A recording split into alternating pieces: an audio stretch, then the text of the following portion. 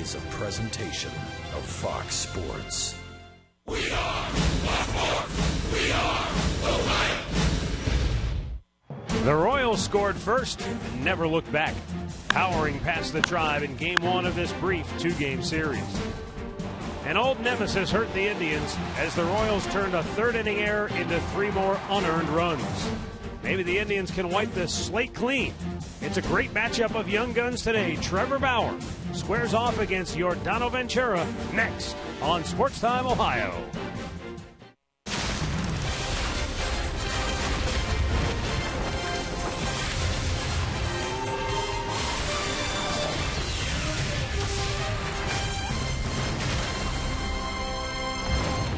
The sun is shining here at Kauffman Stadium in Kansas City, Missouri, as the Indians will look to try and earn a split in this two-game series today against the Kansas City Royals. Hi again, everyone. Matt Underwood alongside Rick Manning. Last night marked just the 6th time in the Indians' last 37 games in which they failed to hold a lead at any point. Kansas City, helped by an Indians defensive miscue, built a 4-0 lead, and then, Rick, the Royals did something they haven't done all season long. Yeah, they hit the long ball. They were coming into yesterday's game. They had 12 home runs at home, but they ended up hitting 3 in the ball game last night. And Hosmer, you can expect, that was only his 3rd home run on the year. He hit one out here. And then Gordon, all the left-handers that you would think and that have done the damage in the past. And then they continue to do it. Moustakas, who was homered 3 times against the Indians, they left the yard 3 times. They ended up putting 9 on the board. So they came back and they had a good offensive night against the Indians. The Indians did manage 10 hits in the ball game, and that's 7 straight games now. The Indians have reached double figures in the hit column. Hits might be a little tougher to come by today, though. Trevor Bauer and Yordano Ventura have each allowed fewer than 6 hits per start this year. We'll preview the pitching matchup when we come back.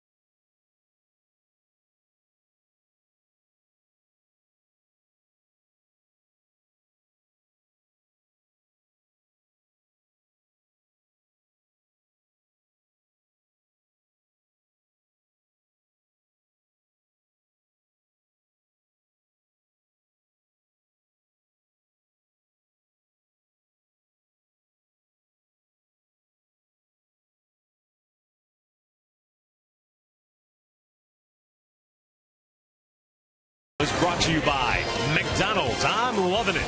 By your local Toyota dealers. Visit buyatoyota.com. Toyota, let's go places. By Panini's. Get overstuffed at Panini's Bar and Grill. And by Jeep. Visit Jeep.com to learn more.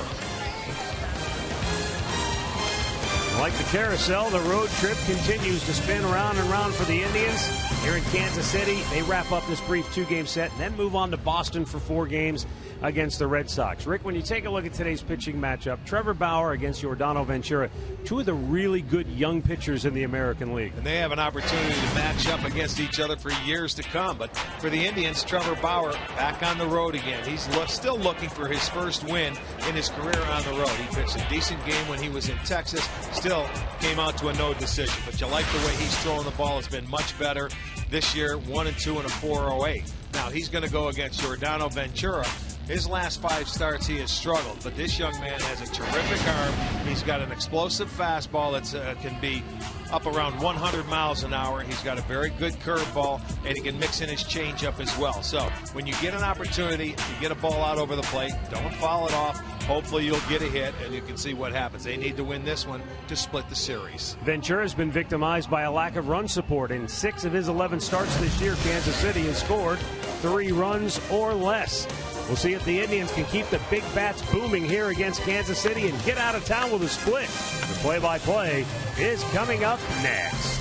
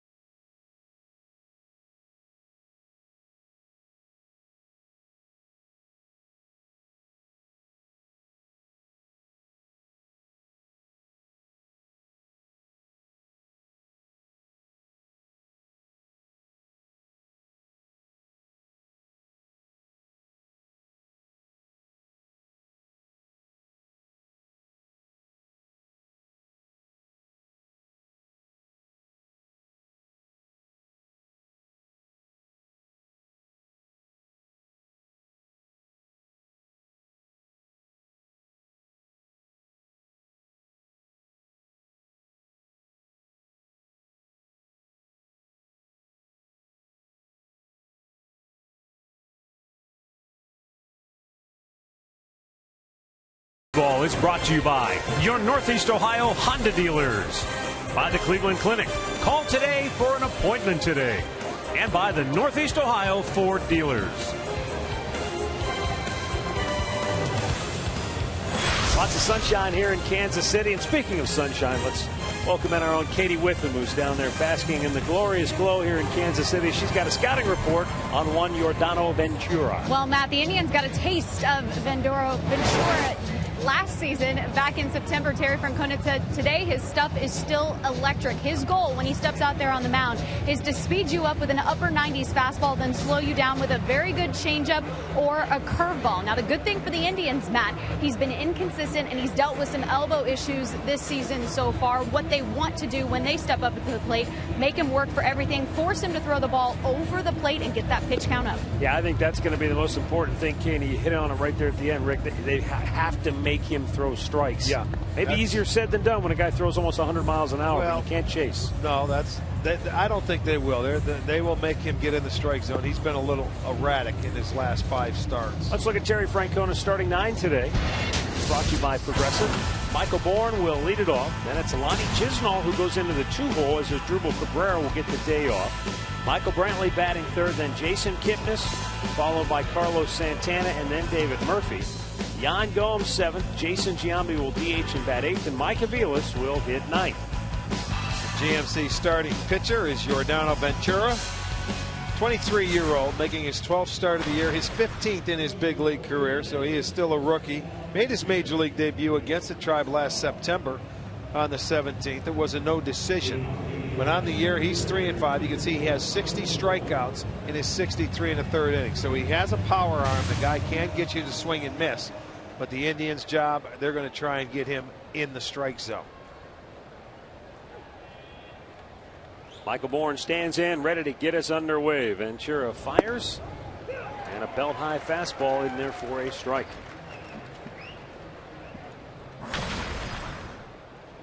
.73 degrees, our game time temperature. As Bourne bounces one to second base, Omar Infante will throw him out. Let's check the Kia Royals defense. It'll be Gordon in left field, Dyson in center, Aoki is in right. Moustakas at third, Escobar at short, Infante at second, Hosmer at first, with Perez doing the catching again. Corey Blazer behind the plate today. Marvin Hudson at first, the crew chief Brian O'Nora at second, Doug Eddings down to third. Now here's Lonnie Chisenhall, who's not showing any signs of cooling off. He's hit safely in 8 straight, batting an even .500. Equals his career best in terms of hitting streak. And you saw over the last 25 games in our graphic, when we put up the starting lineups, he's batting .443 in the last 25 games. Yeah, he has been on some kind of terror. Bounce towards short. Escobar off balance throw. What an arm. Right on the money. 2 down.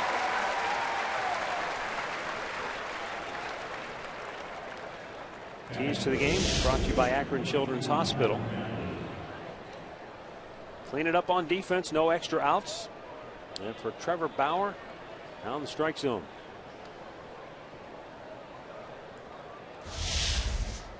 There's Michael Brantley. He doubled in 3 trips to the plate last night. He was also hit twice in the ball game. Yeah, both times by Jason Vargas. They continue to try to pitch him inside. And he flares one into left center field for a base hit. So Michael Brantley aboard with 2 down here in the first. Yeah, you have to be ready for that very first pitch from Ventura. Great clip of the game from last night. Jason Kipnis tried to bring the Indians back late. He went 1 for 4 with a double. Indians would wind up with 10 hits in the ball game. A slew of them came in their last 2 at bats. But again, shows that since Terry Francona has taken over, it's been a club that really never believes they're out of a game, regardless of the score, and they'll fight to the final out. Well, when you're down 6 runs going into the 8th, that's too much to come back from. They just dug a hole too early. And if you go back and look at that game last night, it wasn't so much the 6, but the extra runs they gave up in the 8th inning. That's what really hurt them. Yeah. Well, when you're down like that, you have to play perfect the rest of the ball game. You can't afford to make any other mistakes. Kipnis smacks one up the middle. Diving stop by Infante, but he can't get the ball out of his glove. And an infield single for Kipnis. The Indians have 2 on with 2 out. Well, he wanted to go 2 ways. He makes a nice stop on the dive, and he was going to go to second, but he realized, I'm not going to get Brantley. Then he wanted to come up and go to first and go for Kipnis, and he couldn't pick it cleanly coming out of his glove. He realized he wasn't going to get Brantley right there. That's when he wanted to go to first base. So Kipnis will get an infield single. And that's going to bring up Carlos Santana. As Jason Kipnis, along with Lonnie Chisenhall, is on a pretty good tear. He's now hitting 9 in a row. And quietly, Carlos Santana's starting to swing the bat better. 6 for 17 since coming off the 7-day concussion DL in his last 5 games. Driving in 4 runs.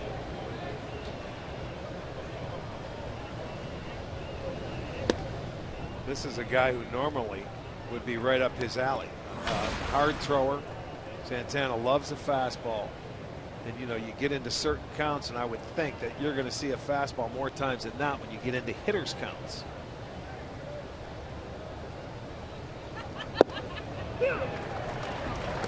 That fastball gets over the plate, and it's 1-1.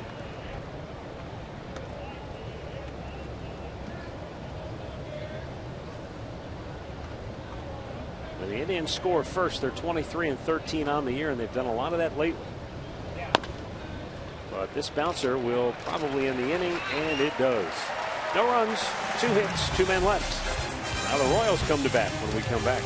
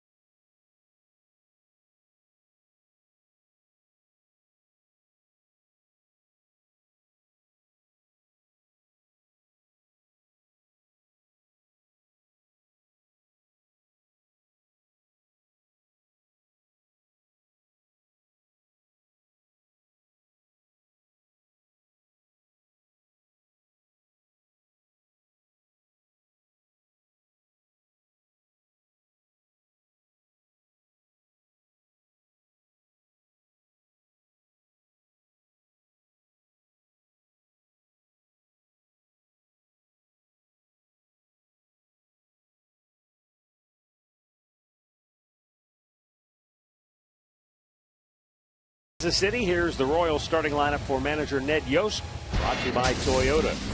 Nori Aoki will lead it off. Omar Infante bats second, then Eric Hosmer, who homered last night. Billy Butler cleanup, Alex Gordon fifth, and Salvador Perez sixth.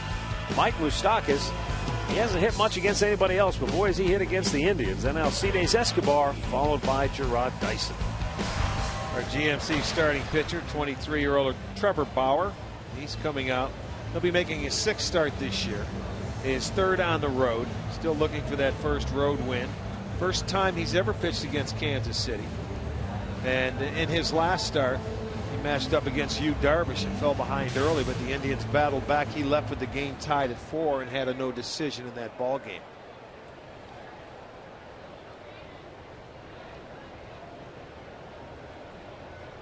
Nori Aoki batting .256 on the air. He looks at a fastball for a strike. Yeah, he had yesterday off, figuring they needed to get him back-to-back days off, is what Ned Yost said. And they started Dyson, who has had a good year against the Indians. And the first time he faced Kluber, he had a couple of hits, so he put him in the lineup yesterday. So Aoki fresh off 2 days off.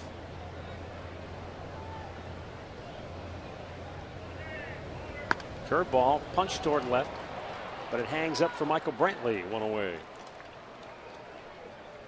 The Kia Indians defense behind Bauer this afternoon is Brantley in left field. Bourne is in center, Murphy in right. Chisenhall at third. Aviles gets the start at short today. Cabrera the day off. Kipnis is in second. Santana at first. Gomes catching.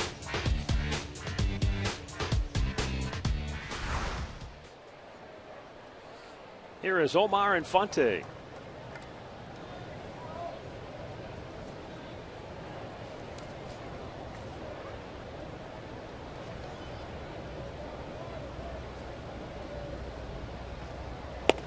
Fastball sails high, or maybe an off-speed pitch.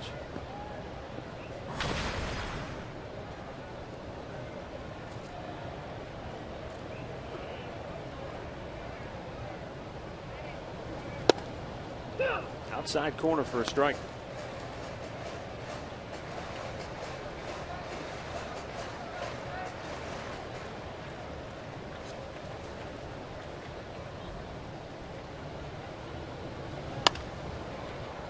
high in the air, foul, and that will get out of play. Santana gave it a long look, but can't get to it.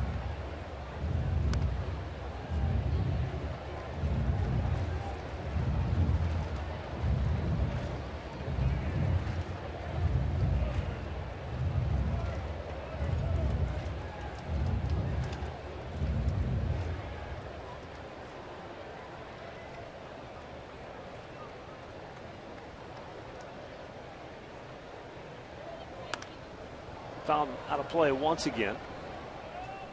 The Indians begin the day 2.5 back of front-running Detroit in the AL Central, followed immediately by Kansas City, who's just 3 games back.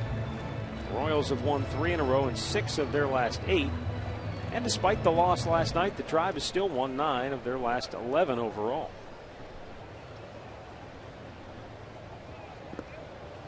Kansas City is beginning a stretch of divisional play.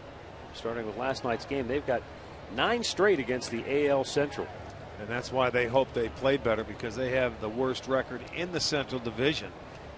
With that win last night, that moves them to 7-15 on the year. Infante hits one high in the air to deep left field. Brantley cruising back onto the track. He pulls it down 2 away.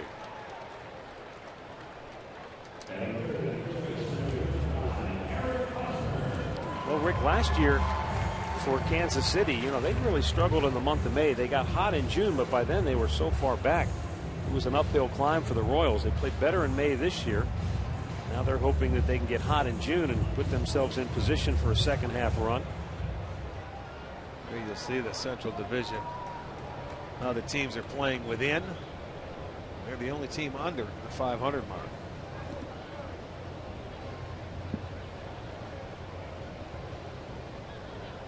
Eric Hosmer 2 for 5 with a home run last night. Looks at a fastball for a strike.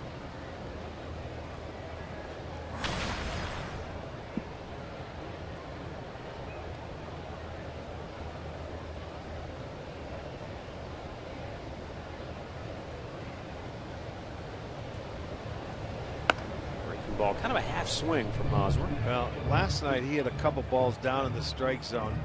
He launched that home run he hit, and then he also had a base hit up the middle in his last at bat against Hagedorn that he just hit hard. Both of them were very low in the strike zone.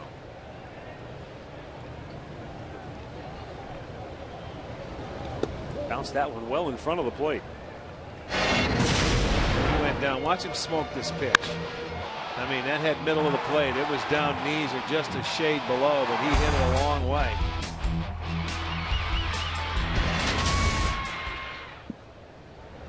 They had 28 homers coming into last night's game with the 3. They have 31 on the year. Another one in front of the plate. That's 2-2.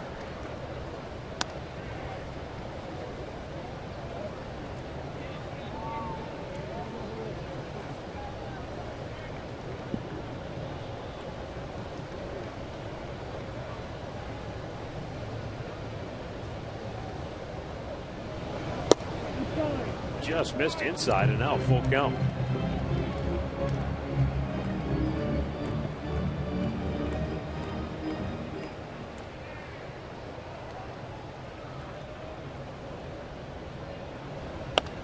And a foul back.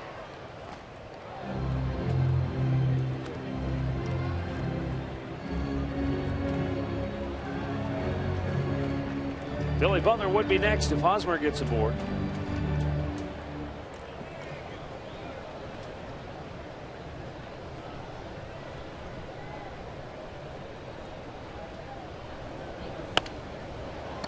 Yet another foul ball.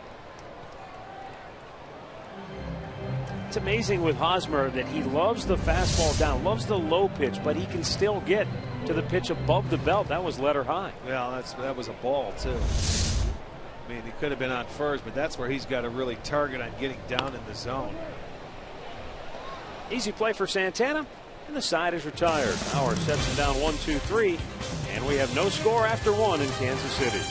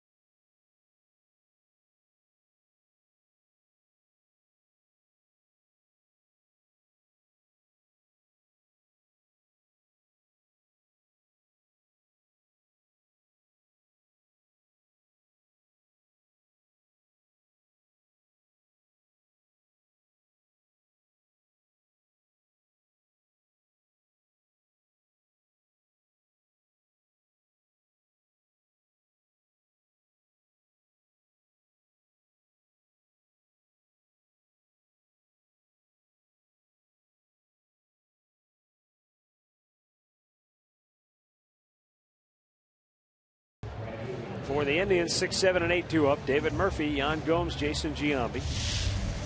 Tribe had a couple of 2-out singles in the first, but unable to push a run across. David Murphy last night 1 for 3 with a double. I mentioned the outset of our telecast today, the Indians have collected 10 or more hits in 7 straight games. Only the Milwaukee Brewers have a longer streak this year. They did it in 9 straight back in May. And the Indians haven't had 10 or more hits in a game 8 straight times since the end of the 05 campaign. Well, they're off to a good start. 2 already in the first. Murphy went after one down and in. It's 2-2. The first time Ventura pitched against the Indians, that was his major league debut. He went 5 1/3 innings. He strikes out Murphy, his first K here today, 1 down. Our injury report brought to you by the attorneys at L&L. And for the Cleveland Indians, Zach McAllister last night went 6 innings, 3 hits, 2 runs. Nick Swisher played last night at Akron. Went 5 innings in the ballgame. Said he felt great. Body felt terrific. At the plate, he was 0 for 2. With the latest on these two players and how they fit into the future plans, here's Katie. Well, Matt, we're going to see both of them very soon, specifically in Boston. Zach and Nick Swisher will rejoin the team. As far as Zach goes, Terry Francona said the reports on him where he got stronger as the game went on. You mentioned he struck out 6. The plan is to meet with him along with Mickey Callaway in Boston to figure out where they can fit him back into the rotation. And then Swisher will play 9 innings tonight with Akron and then meet the team. And then, of course, the big question is who goes? Well, then you have to make a move. A couple of moves. Now the 1-1. Gomes fouling it off. Of course, they won't have to make one with McAllister until he gets a start. Right.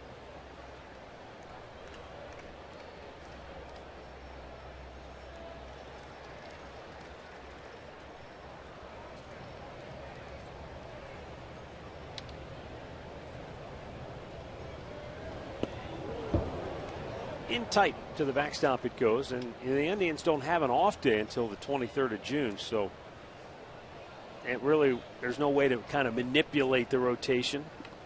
So if he keep him on his 5 days, we know exactly when that's going to be coming up.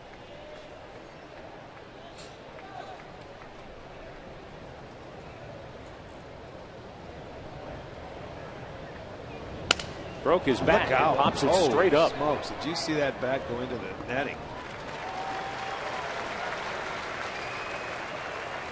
2 down. That bat, the barrel head of that bat went flying directly back behind home plate, and just watch, it hits the netting. It gets deep in there, and that thing took off. He's got nothing but the handle in his hand. He flips that down.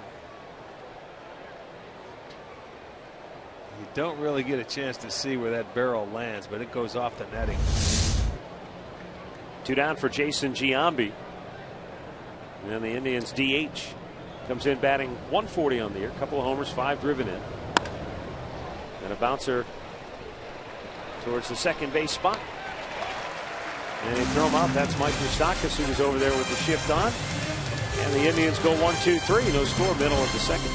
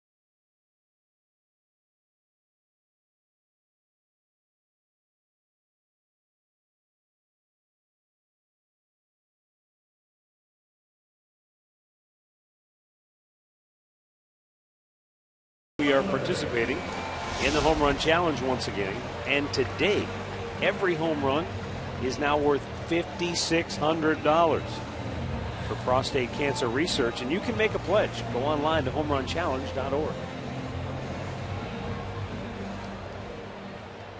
Billy Butler, Alex Gordon, and Salvador Perez due up for the Royals here in the bottom of the second.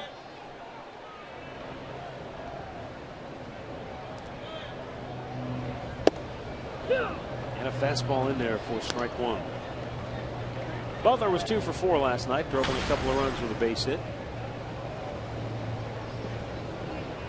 That was in that big 4-run third inning. After the mistakes were made, he got a big 2-out base hit to tack it a couple extra on.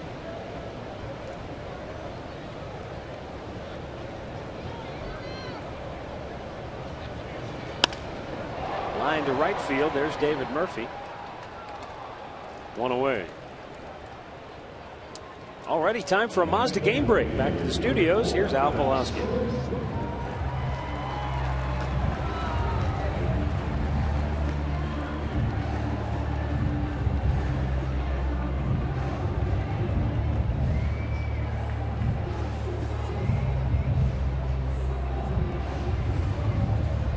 Thanks, Al. Getting after it early in Toronto today, huh? I was just thinking, with the addition of Kendry Morales, somebody ends up losing some at bats somewhere along the line, so it's kind of put up or shut up time.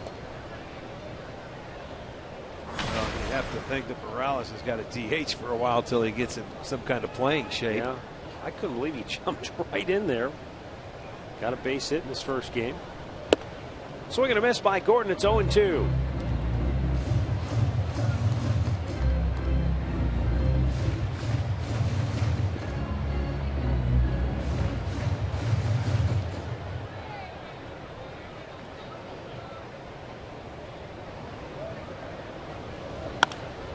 High pop on the infield, now in the shallow right field. Jason Kitten settles under it. 2 down. Well, follow every Indians game with MLB.com at bat on your favorite mobile phone or tablet. Get live look-ins, instant replay, scores, stats, audio, and free MLB TV game of the day and more. Download on the App Store or visit Indians.com today.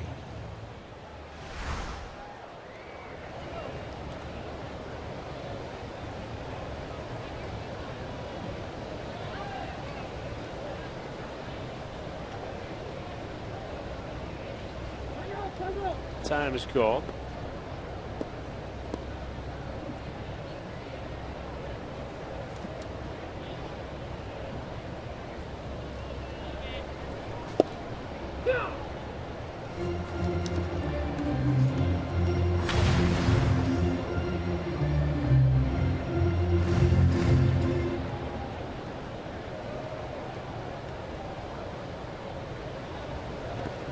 Perez chased one in the dirt.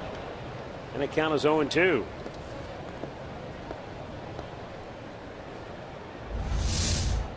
And you can see that breaking ball down into the dirt. He will chase it.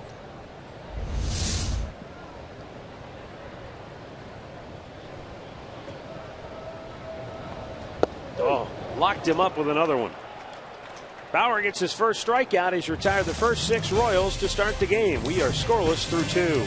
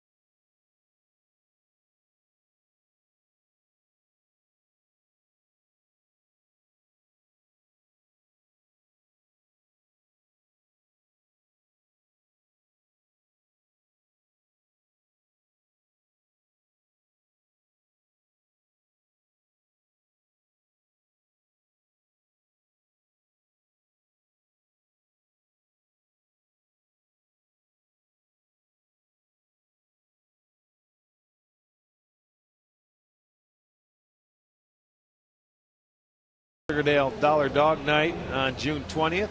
The Indians will host the Detroit Tigers. It'll be Dollar Dogs all night long. Visit Indians.com for your ticket details. Mike Avila is going to lead off the third inning for Cleveland.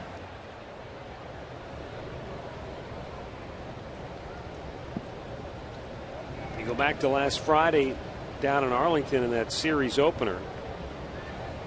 Indians lost that game to the Rangers, and it was the 8th inning. And Avila's hit a ground ball and didn't look real good getting down the line. And afterwards, it was revealed that he was suffering from a toe injury. And so he has been out the last couple of ball games.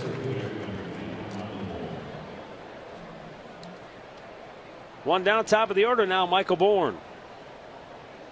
Bourne a ground out his first time up.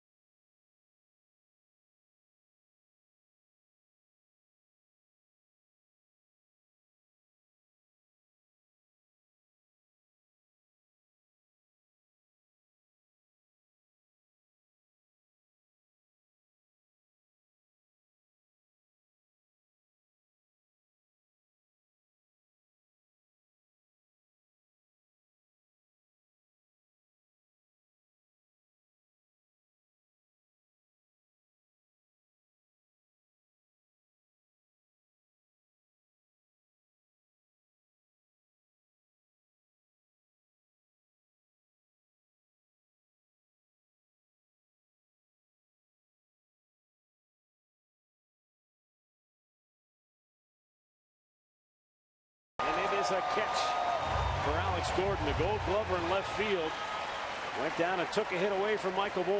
Well, Terry will slowly walk out, and they're going to check and see on the. It looked like he got the glove underneath. He'll go back. It looked like it. Boy, I almost got that arm caught underneath him too. Yeah, it was all very awkward looking, but he did a nice job. And that's out number 2.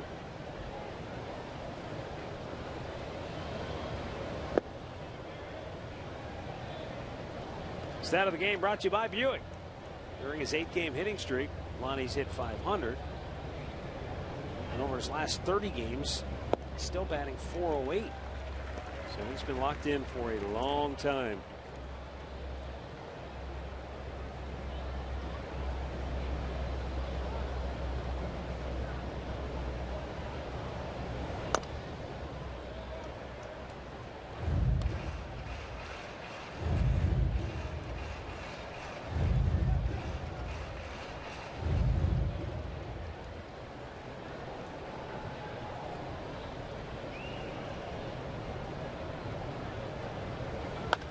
Out of play.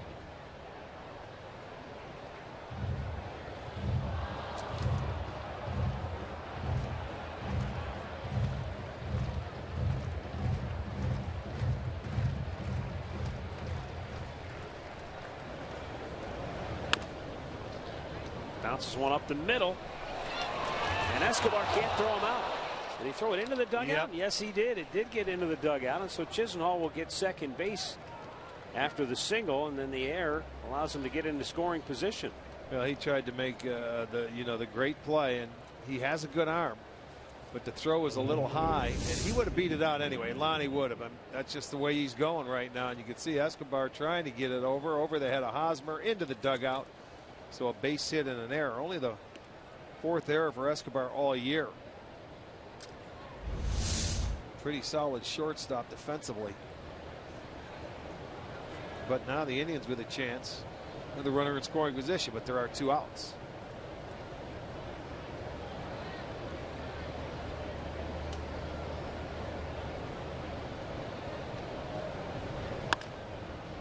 Grounded foul by Michael Brantley.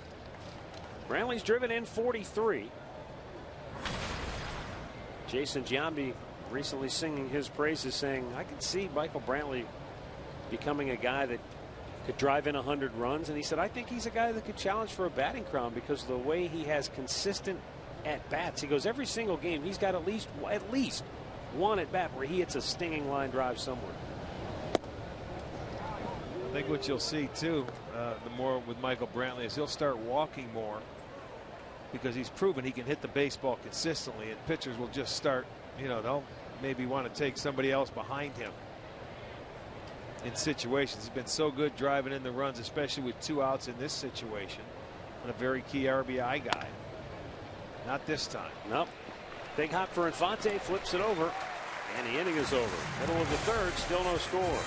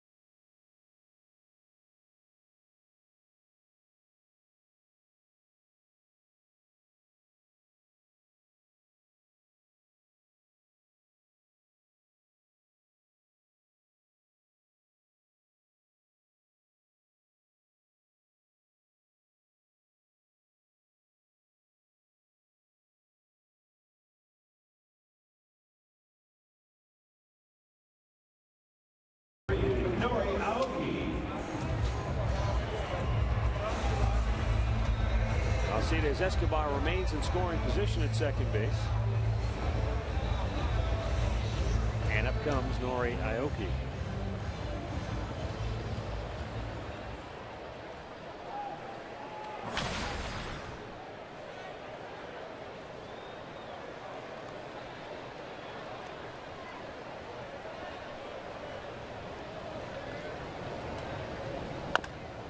Top foul, first base side. I'll send along a happy birthday wish to June Darden, who is turning 85 today. June, happy birthday, and our congratulations go out to Judy and Mike Sabera of Fairview Park. They are celebrating their 47th anniversary. Congratulations.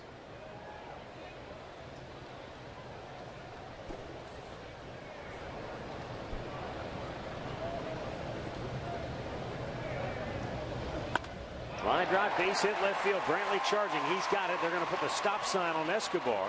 Perfect throw to his cutoff man. And Royals at the corners with one out. Yeah, that's the throw you want to make. You're going to come to home plate. You hit your cutoff man and let him cut it.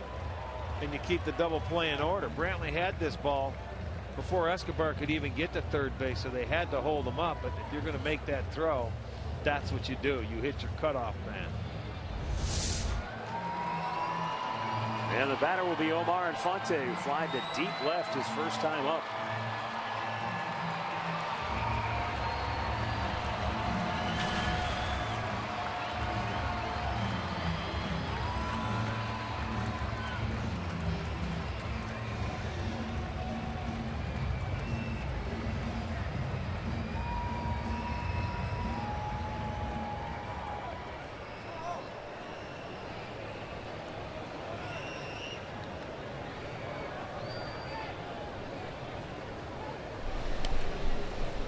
These two teams very similar in terms of their record in day games. Told you how the Indians have played the third most day games in the majors. The Indians are 13-14. Kansas City is 11-12, though they have won 7 out of 11 here at home in daytime starts. The Indians, meanwhile, have been much better of late. They've won 4 straight day game starts, 6 out of their last 8 out of their last 11. Well, Kansas City now in a situation. First and third, they're first in the league in stolen bases. They got a guy at the plate that can handle a bat. They've got pretty good speed on the bases. They've stolen 50 as a team.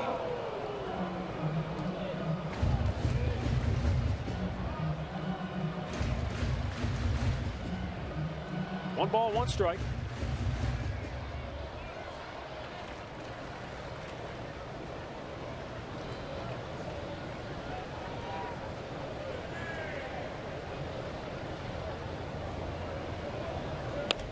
Popped him up. That's what he needed. That's exactly what he needed. Aviles can't find it. Man, he makes the catch and falls down. And Escobar's coming home. There's a throw to the plate. It's over the head of Gomes on the cut by Bauer. And all the way to third base goes Aoki. How about that for a sacrifice fly to the shortstop? That's just a heads-up play by Escobar, realizing I'm going to force you to throw me out. He had some trouble in the sun, and then he falls down, and that's when Escobar took off. And then he throws it, and Bauer gets it from the seat of his pants and then rockets it over the head of the catcher. That's great hustle by Escobar. And it's, you think you've seen everything? Sacrifice fly to the shortstop. There you'll see it. They get their second run home when Bauer made his pitch. And another error will be charged.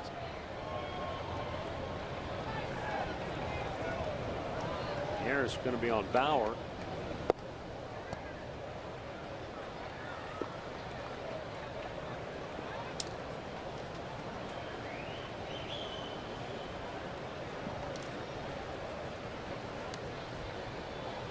Two 2-0 Royals. Eric Hosmer 0 for 1.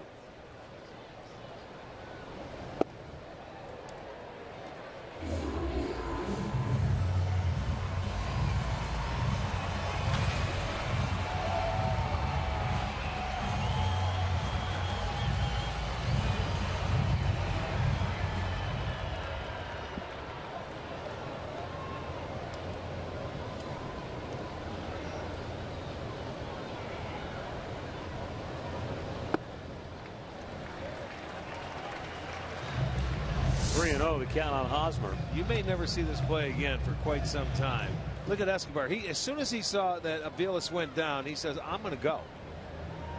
And I'll tell you what, that's a really heads-up play on his part. He made the decision on his own, and then the Indians just botched the play.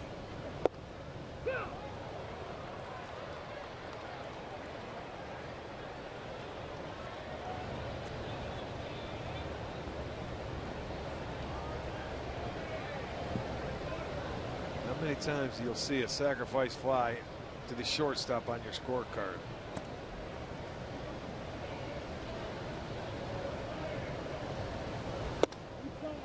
He walked him. Inning continues. Seventh man to bat is Billy Butler. And here comes Mickey Callaway.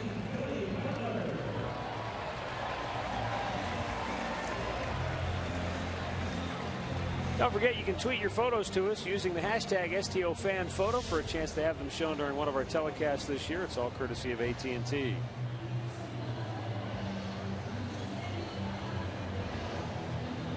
Batter will be Billy Butler, who flied to right his first time up. Alcides Escobar forcing the issue with a gutsy play, tagging up on the pop-up to Mike Aviles. As soon as Aviles went to the ground, Escobar took off, and he's able to score to get the Royals their second run of the inning. In the meantime, Bauer walks Hosmer, and now he'll face Billy Butler.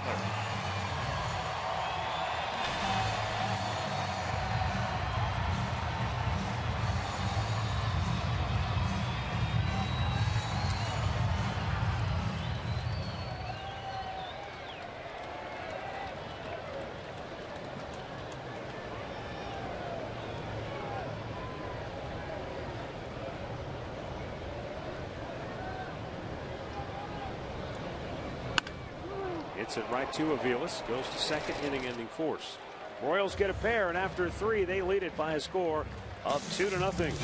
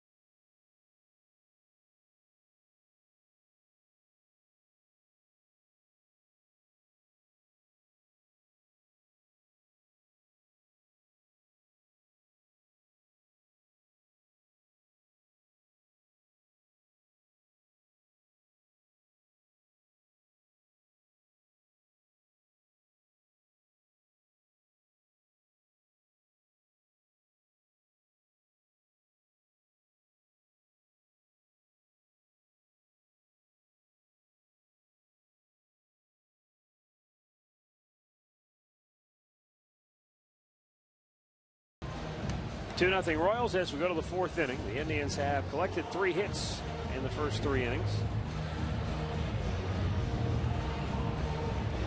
Jason Kipnis, Carlos Santana, and David Murphy due up for the Tribe.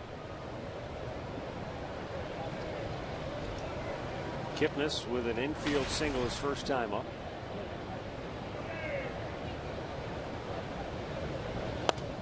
Fouls the first pitch right back.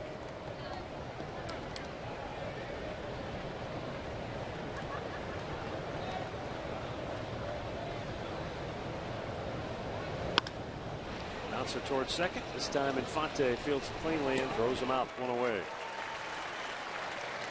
Back on Monday in Arlington, the Indians were running the bases extremely well in that whole series against Texas. But this one in particular, when Michael Brantley scored all the way from first base on a single to right field by Jason Kipnis. Terry Francona has said all year long, and really going back to last year, that we have to be aggressive. We have to be able to go first to third, second to home. You don't rarely see a guy go first to home,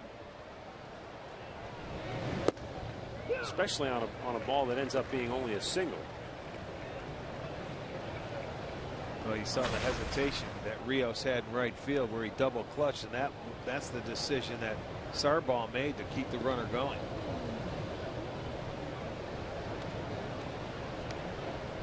One ball, one strike to count here for Carlos Santana, who grounded out to end the first inning with 2 men on base.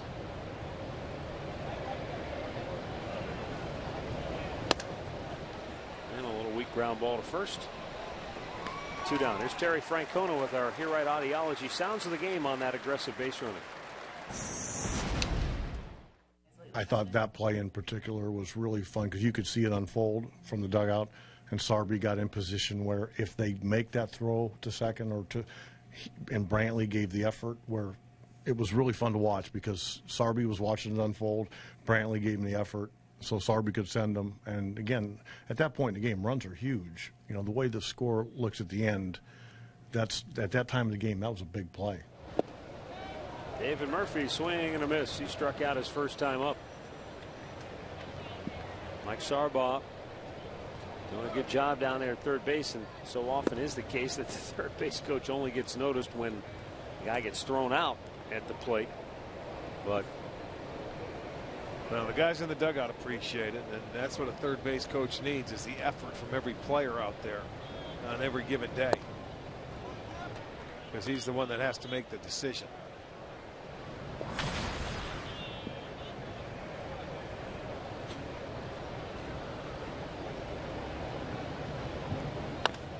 Chop to third, and an easy play and an easy inning. The Indians go quickly and quietly here in the fourth, and it remains 2-0 Kansas City.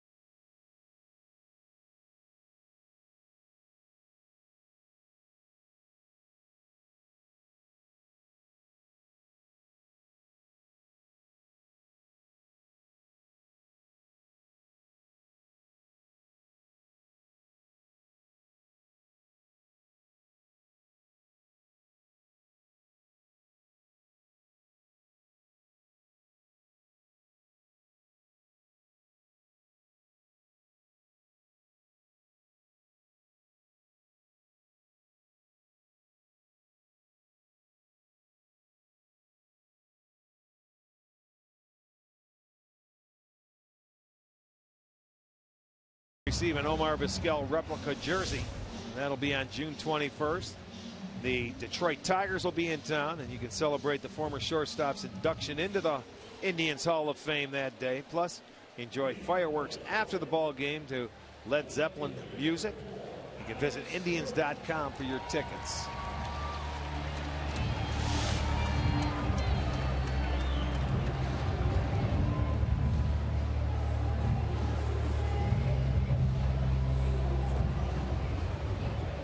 Alex Gordon will lead off.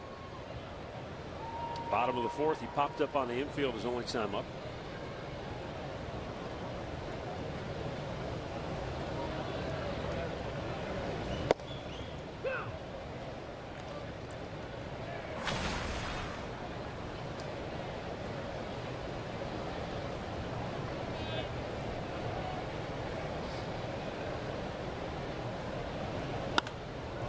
Here's a fly ball to center field.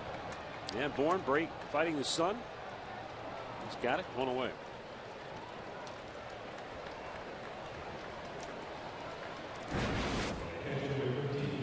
Right now on FoxSportsOhio.com, Lonnie Chisenhall's secret to success.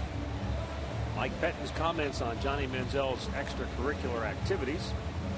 And check out the transcript of Sam Amico's weekly chat on the Cavs coaching search in the NBA draft. It's all on FoxSportsOhio.com.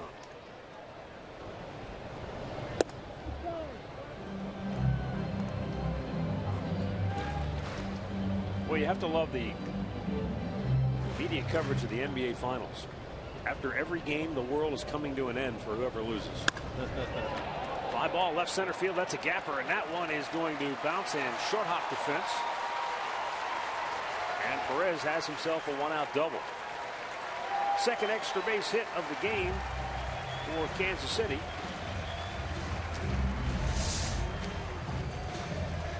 It looked like a low changeup down there that he was able to smoke into the alley. He went down and hit it pretty good. He chased the ball in the dirt his last time up, and this one stayed right there, and he short hops the wall. Perez gets his 15th double. Second double for the Royals today.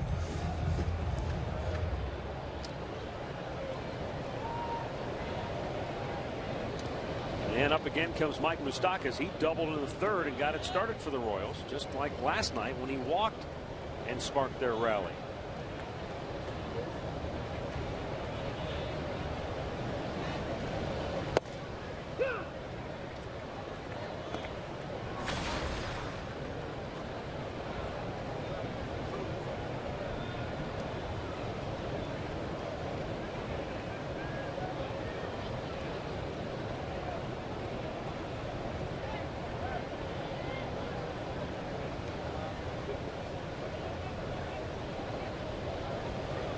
Swung on and missed. That was a good breaking ball that almost hit him. Missed by 3 feet. He missed that ball. He was convinced he was going to get a heater, and he swings at this breaking ball that he wasn't even close.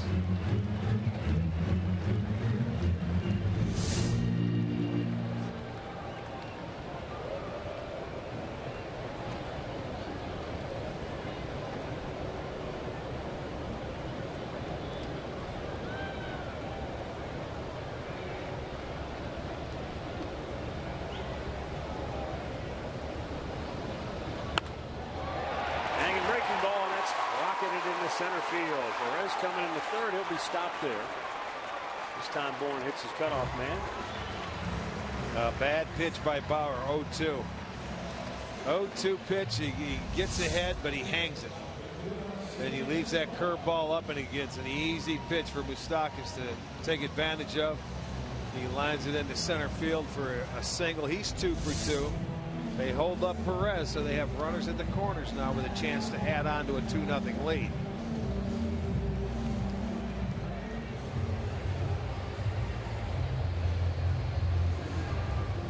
Alcides Escobar, the batter, he singled his first time up. Already 5 hits now for Kansas City.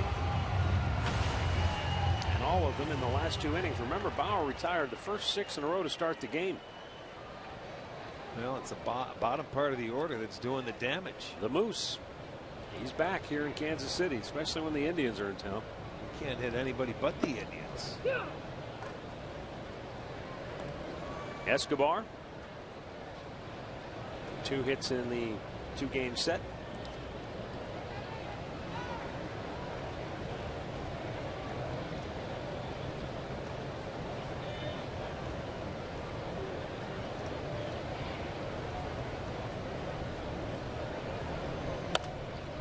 Popped him up. Is it playable? Santana to the on-deck circle. He can't make the play. Got to get to the railing first, and he did not. Long way to go coming from first base, looking up into the sun. He had a chance. He peeks back down again. He had an extra step to get over there, but that's a tough play. See, Gomes got pinned into the screen. Well, plus Santana's dealing with that opening. Yes, that was a tough play to come all the way in. It stayed in play, but I don't think it was high enough for it and gave him enough time to get in there.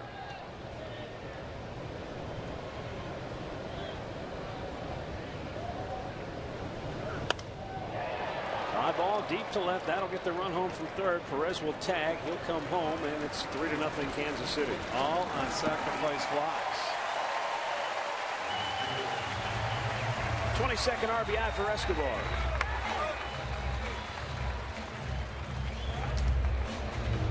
The center fielder, number 1, Jarrod Dyson.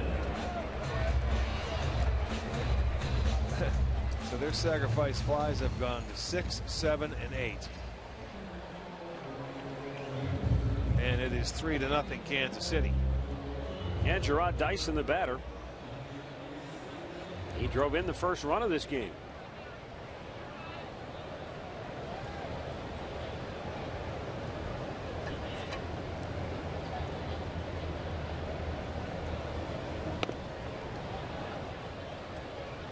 Bunted foul with 2 outs here in the 4th inning.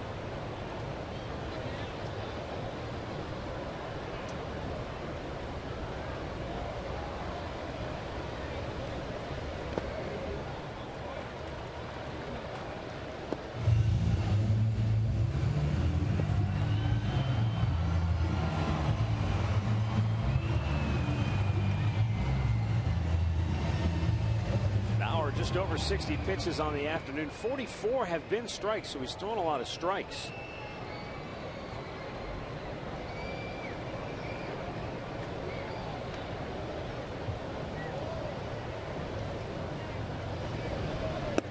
Upstairs.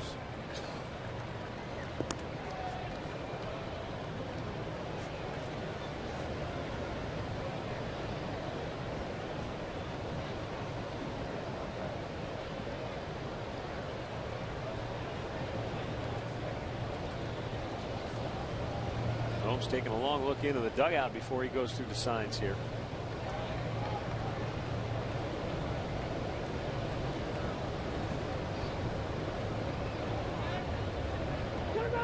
And time is called.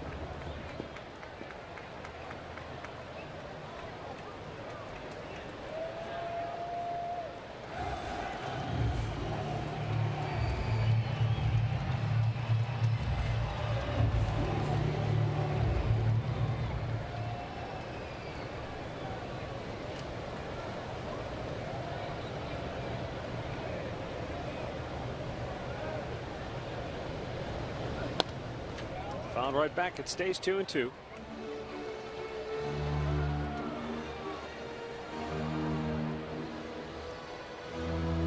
Kansas City with a pair in this 3rd inning, and then adding one more here in the 4th.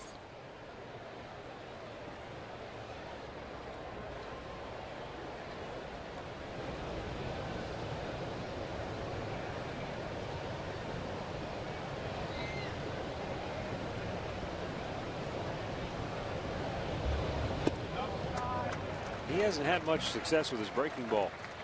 Well, it seems like sometimes he's throwing a little too hard. He's missed upstairs with it a lot. With that curve, I don't know if he's throwing it maybe a little too hard today. He was able to throw a couple early. He got Perez, if you remember, on a really good one back in the 2nd inning. But some of them have stayed up in the zone today. The 0-2 pitch to Moustakas, who got the base hit in this inning. Breaking ball upstairs. Moustakas is off on the 3-2 pitch, which is lined in the left field. They'll have to stop at second base, though, as Brantley got to it quickly. It's the 3rd hit in the inning.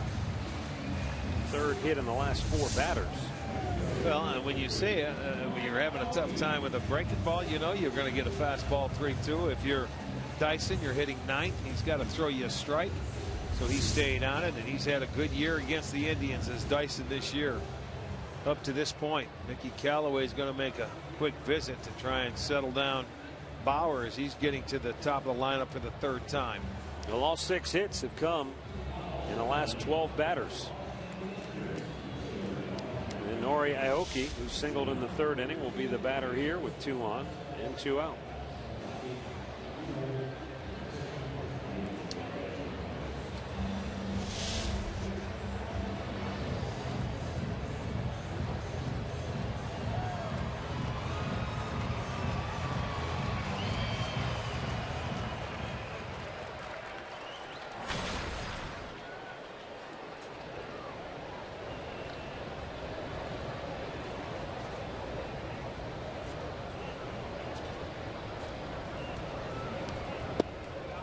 Downstairs for ball 1.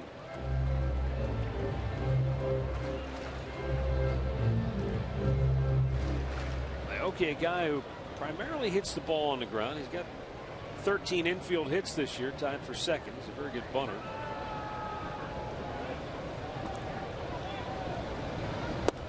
Down and in, he missed again, 2-0.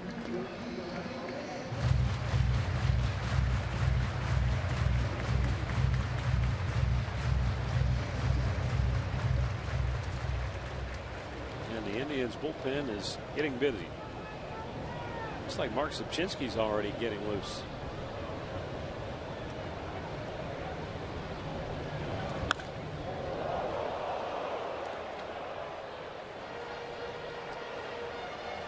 Two balls and a strike with 2 down.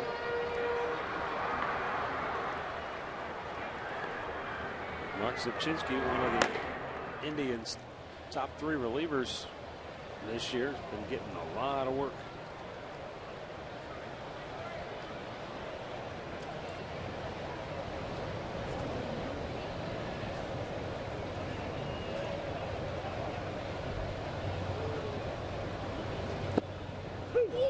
Strike call.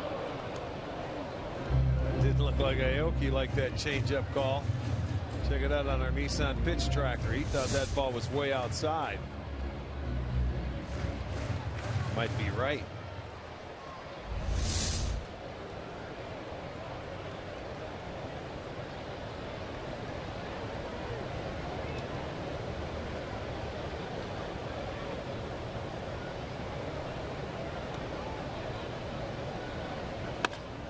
Ground ball to second base. Jason Kipnis has it, and he'll throw him out.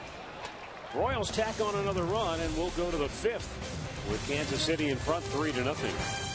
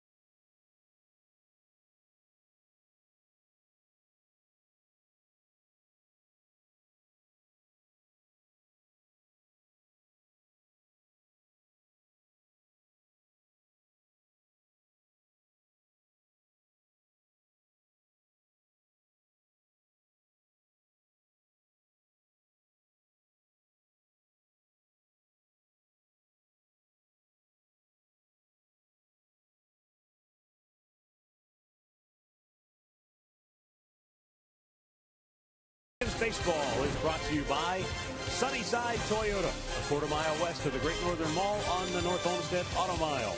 By Levin Furniture. For the best deals on furniture and mattresses, shop Levin's. And by Kia. Visit mykiacleveland.com to learn more. Royals lead the Indians 3-0 as we go to the 5th inning.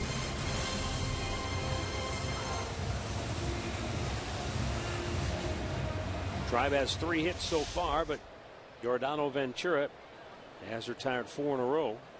Set him down 1-2-3 and breezed through the 4th inning.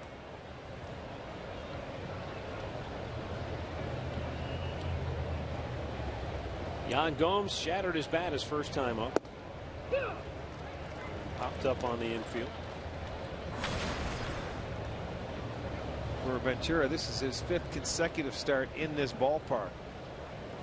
He has not fared well this year. 1-4 in his 7 starts, but he's pitching a dandy today. First home win came his last start against St. Louis. Yep. He went 6 innings, 7 hits, a couple of runs. His problem, though, has been the run support. He gets the 2nd worst in the league. Well, they have him 3 today. He's looking up there saying, "Thank you, boys." Still, it's just 4 innings. Yeah, 6 times in his 11 starts, they've scored 3 runs or less.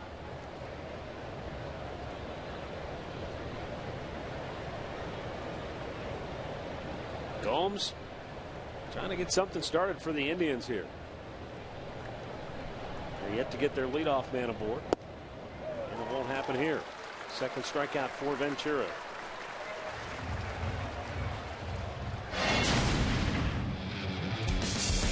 Well, when you look at him, he has a very good fastball. We know that. But you can see that ball dipping and a little change up. He's got some very good movement on his pitches. The curveball as well. It was a fastball. Not many balls have been hit on the nose by the Indians. Jason Giambi takes a strike. He thought it was up high, and plate umpire Corey Blazer hears it from the Indians dugout.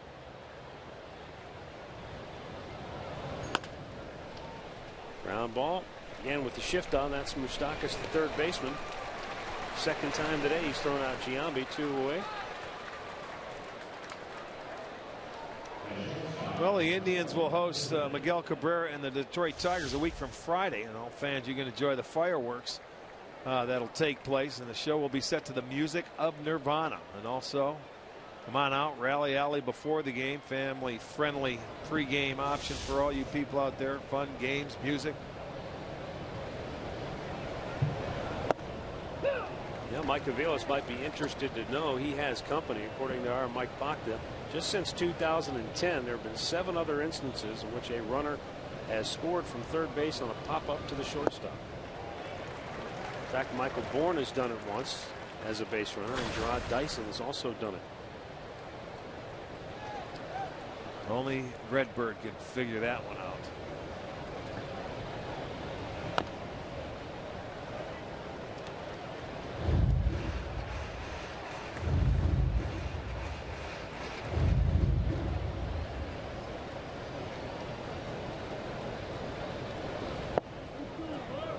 Missed a little bit inside.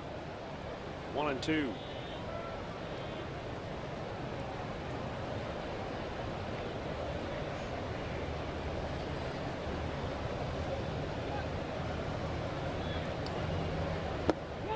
And he strikes out his 3rd of the game, and Ventura has retired 7 in a row. Middle of the 5th, 3-0 Royals.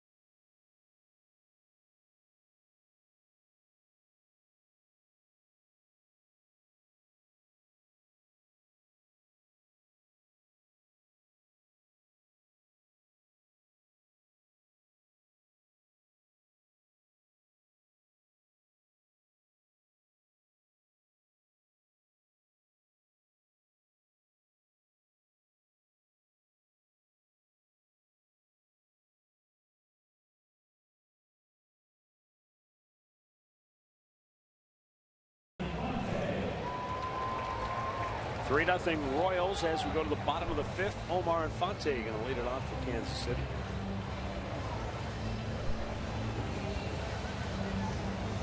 He'll be followed by Eric Hosmer and then Billy Butler.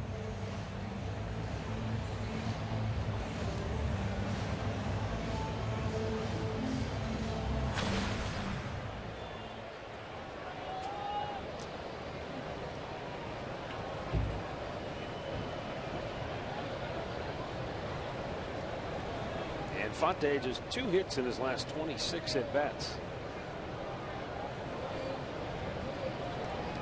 Yeah, that was the amazing thing when they had him at the plate and Bauer made his pitch. He's the one that had the sacrifice fly to shortstop, made his pitch, got the out. They still scored the run.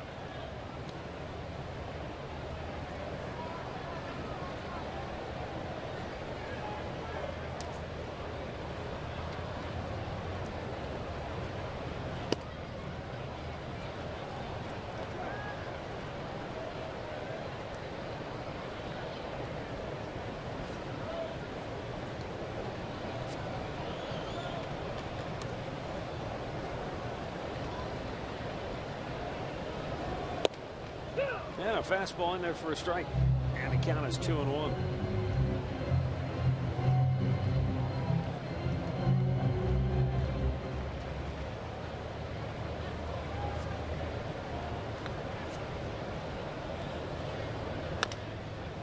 Slowly chopped towards short. Mike Avila scoops it up, throws, and he got him one away. Recap brought to you by your Toyota dealers. Gerard Dyson with a sacrifice fly to center field. Then the odd sacrifice fly to short. And finally a sacrifice fly to left field. That accounting for all 3 Royals runs. They were able to get themselves in position because of 6 hits combined in the 3rd and 4th innings.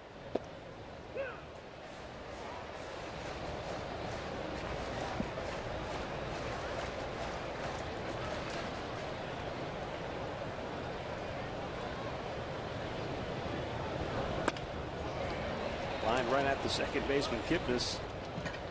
Now number 2.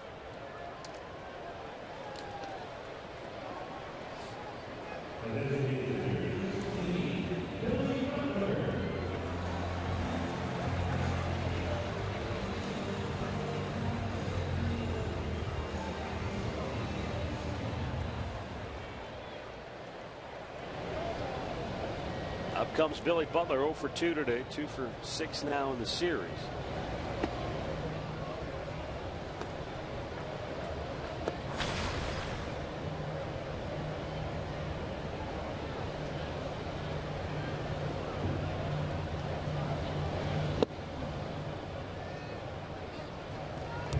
Butler, a career .290 hitter against the Indians, and he's logged 37 doubles against them, most he's had against any other club.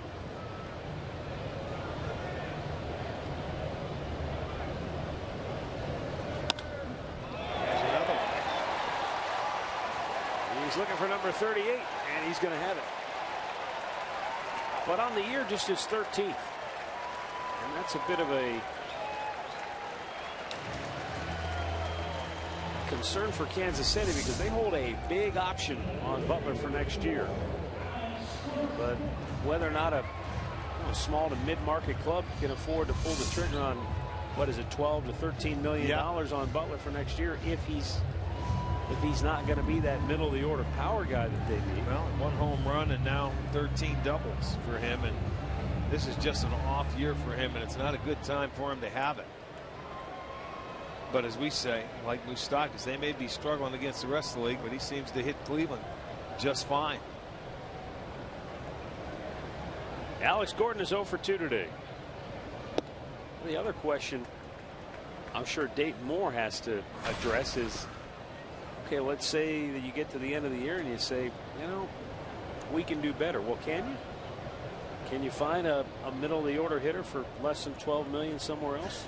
Sounds like an awful lot. I'll try.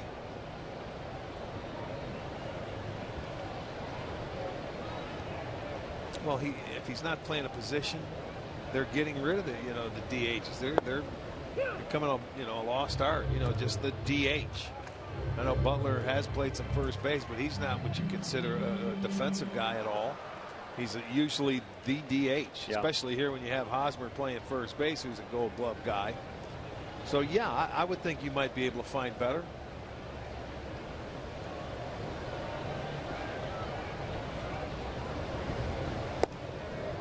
There's a good curveball from Bauer, and it's in to get him ahead in the count 1-2.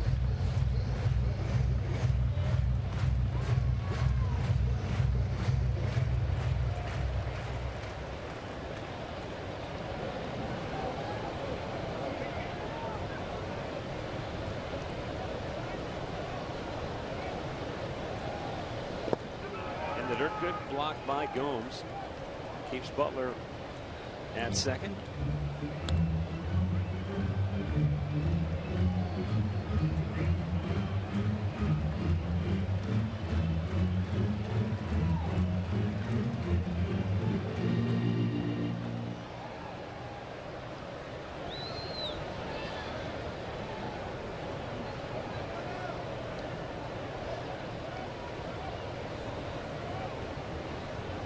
Now the 2-2 up high.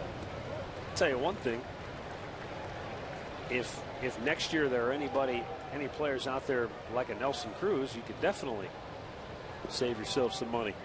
There wasn't anyone 1 year $8 million, Cruz? Yeah, I think so. But you know, his other club, you know, they gave him a qualifying offer of 14. He turned it down, thinking the market was going to be much better, until that draft pick had something to do with it. So a late signee, and boy, Baltimore is reaping the benefits. Out right back.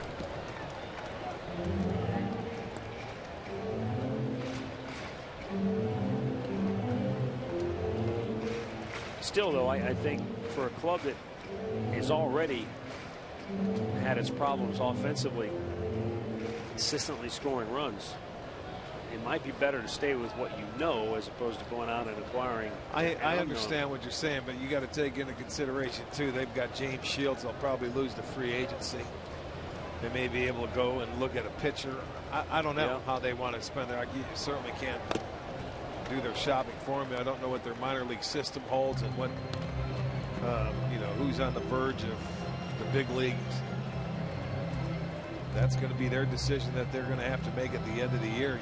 What is it, $1 million buyout, or pay him $12 million to come back? I believe that is the correct figure.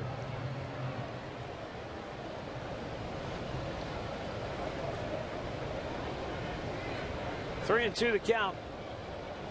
88th pitch now already for Bauer. Off the end of the bat.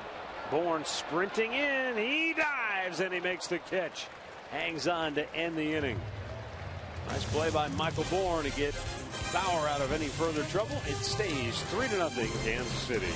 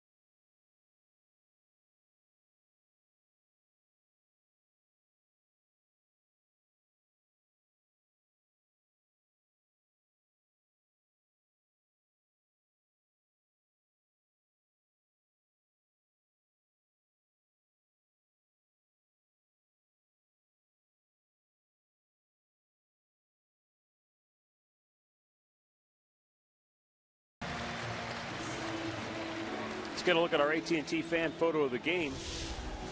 Remember, you can tweet photos to us using the hashtag STOFanPhoto for a chance to have one of yours shown during our games. It's all courtesy of AT&T. For the Indians here in the 6th, it will be the top of the order. And the Indians got to get something going offensively. Time's running out on them a little bit here. They only have 3 hits. 2 came in the 1st, another came in the 3rd. And that was their last hit, the Chisenhall infield single. Michael Bourne was robbed of a hit in the 3rd inning on a terrific play by Alex Gordon in left field.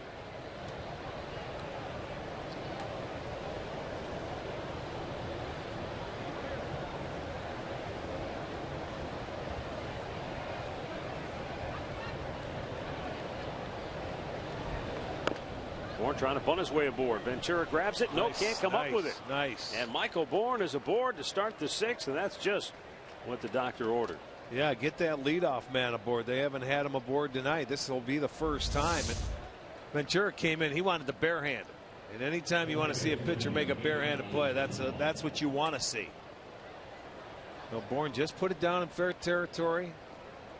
You see, he flubs the baseball. Pitchers have to catch it with the glove. They're not defensive specialists. Well, now let's see if the Indians can capitalize. Here's Lonnie Chisenhall. And the infield single was last time up.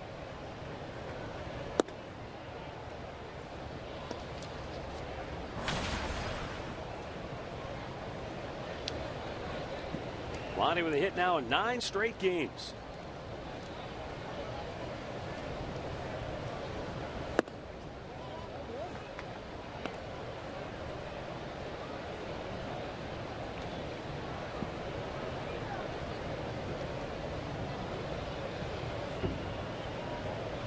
Batting .443 in his last 25.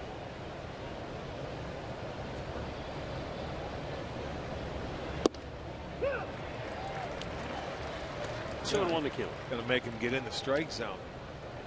Nothing wrong with that.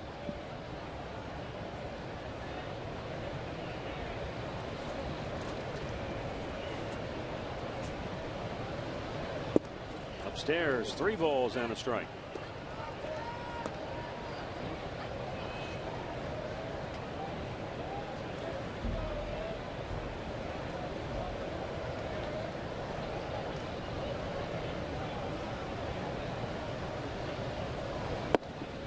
Strike called, full count.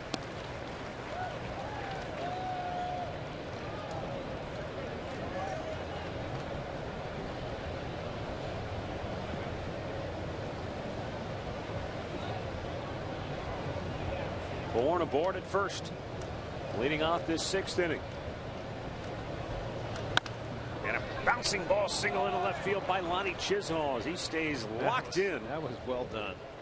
And the Indians have back-to-back hits now here in the 6th inning. Their first 2 aboard. That's the difference right now with Chisenhall compared to many hitters. He didn't swing the bat until the 3-2 pitch, and the only times he swings it, he gets a base hit. He didn't miss it. He didn't foul it off. He put it in play, and he beat the shift. They were playing him over, well over, and he just hits it to left field. When you're in that kind of a groove offensively, when you're obviously seeing the ball that well, what's the most important aspect of it? Is it seeing the ball out of the pitcher's hand and picking up the pitch right away, or is it maybe detecting that late movement and still being able to stay on it? Usually you pick it up early. You're seeing the ball as well as you can. Michael Brantley, a liner to second. They won't get the double play, but that will be the first out in the inning. Well, that ended up being pretty good base running by Michael Bourne there to get back. You have to make sure you're down 3. Any line drive, you stay put. And I mean, you automatically break. But that was just a half a step, and both of them got back. So that was a good play.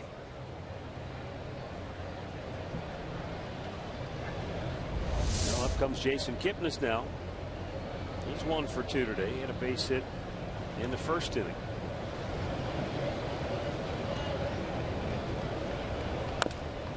And he goes after the first pitch but fouls it back.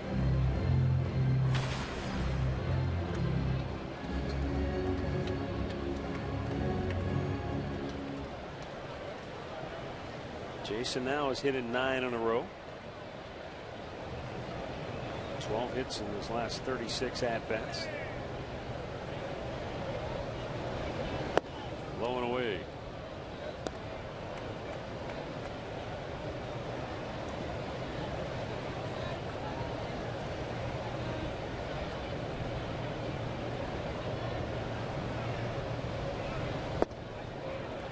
Back-to-back changeups there. He gets the movement going down and away with his changeup. That's about, is about an average fastball for most major leaguers. You see it going down. Kipnis swings over the top and chase the ball. But a good pitch by Ventura.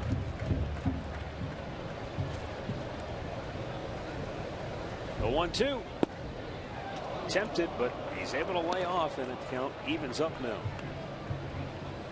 Well, one of the problems Ventura has had recently coming into today's game was command and throwing a lot of strikes. Well, that has not been an issue here today.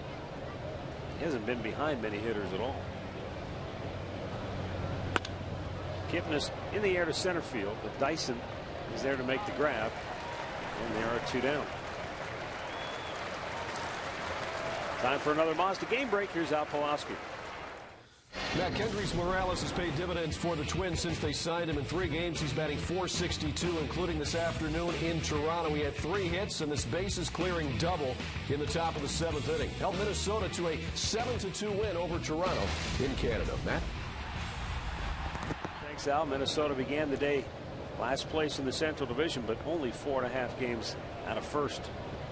The AL Central is the tightest division in baseball. Carlos Santana is 0 for 2. He's batting for the 2nd time today with 2 on and 2 out. Rips this one to right field, a base hit, and that's going to be big. Coming around third, Bourne. He'll score. The Indians get on the board. Chisenhall will stop at third. So Carlos Santana finally gets the Indians on the scoreboard with his 22nd RBI of the year as he delivers a 2-out base hit down the right field line. But credit Aoki with a good job to get over and cut it off. Now, he jammed himself the first 2 times up, but this time he was ready for it as he turns and hits the ball over Hosmer's head down into the corner. So a big 2-out base hits will get the Indians on the board, keep the inning going. Bourne scores. So it's a 3-1 ball game. See if Murphy can keep it rolling.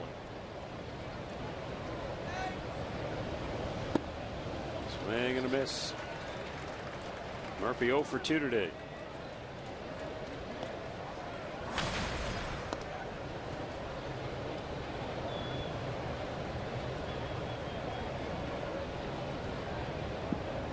Chisenhall's at third, Santana at first.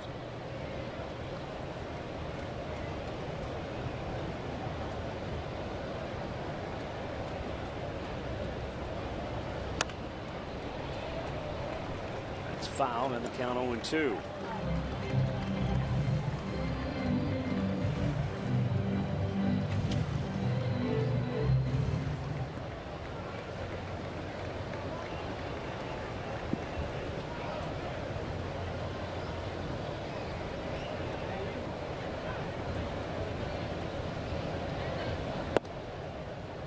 Up high, Murphy lays off.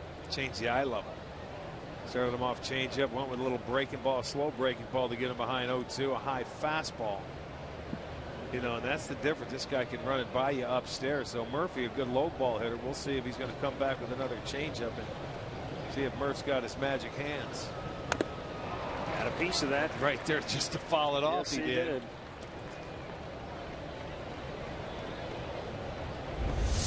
I mean, this pitch is way down, but he finds a way, man. He has a knack.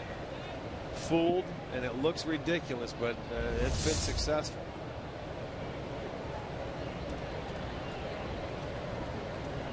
I think if I was Ventura, I'd try the high fastball, let her high. If he can foul that pitch off that's so low into the dirt, he can't catch up to the heater. Goes to the fastball, and that one nailed Perez on the foul back, right on the left elbow or shoulder area. Yeah, this one was down. The thing of it is, when you're throwing that hard, you want to elevate it because it's easier for a hitter to see it the higher you get it. And it's awful tough to catch up to when he's throwing good off-speed pitches down in the zone.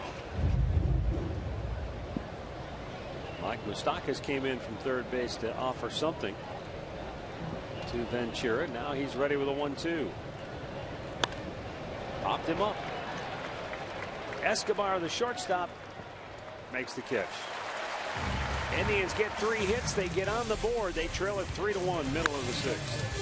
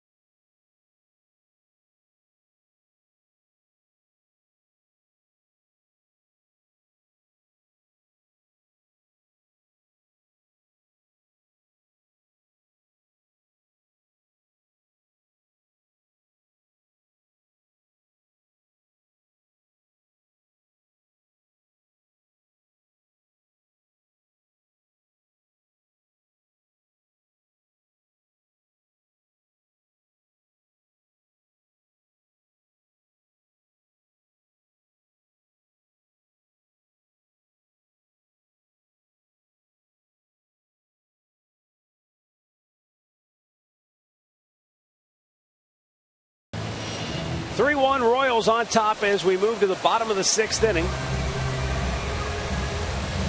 Salvador Perez, Mike Moustakas, and Alcides Escobar due up for the Royals. Trevor Bauer worked a scoreless 5th inning after he gave up runs in the 3rd and 4th. Made a lot of pitches, so the bullpen will be busy behind him as he starts the bottom half of the 6th. And this is where he's had a lot of his trouble. Right, going down to the bottom part of the lineup. 5 of the 6 hits, or 5 of the 7 hits he's allowed have come to the 6 through 9 hitters. Well, especially now the Indians finally got on the board in the 6th. They've been doing it late in this series. They waited to the 8th yesterday. This is definitely a shutdown inning for Bauer and the Indians. Ball 1 to Perez, who doubled with 1 out in the 4th inning and came around to score their last run.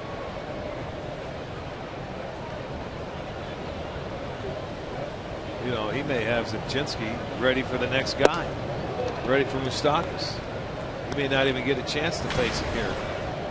Francona may be looking for just 1 out here, 1 more out. Given that Moustakas is 2 for 2 today, yeah.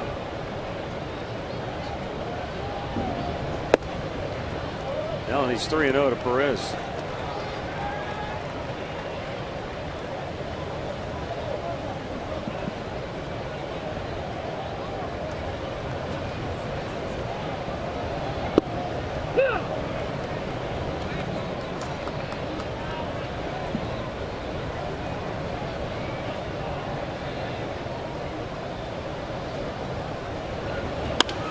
Chop to third base.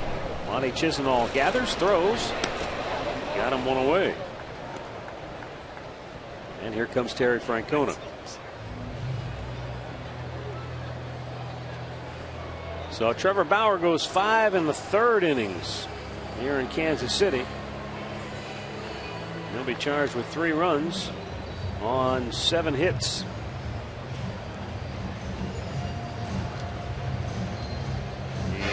Walked 1, struck out 1 here today.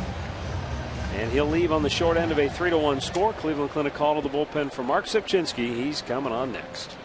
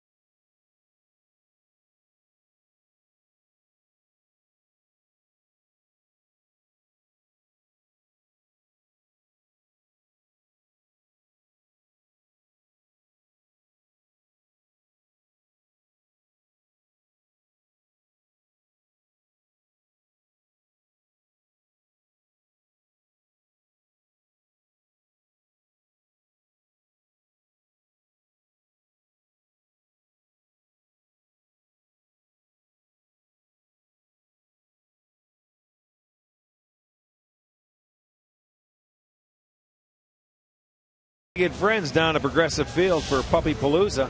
That'll take place next Tuesday. The Indians will host Albert Pujols and the Angels, and the dogs must be currently on vaccinations. And a portion of the evening's proceeds will benefit the Cleveland Animal Protective League. Visit Indians.com for your tickets.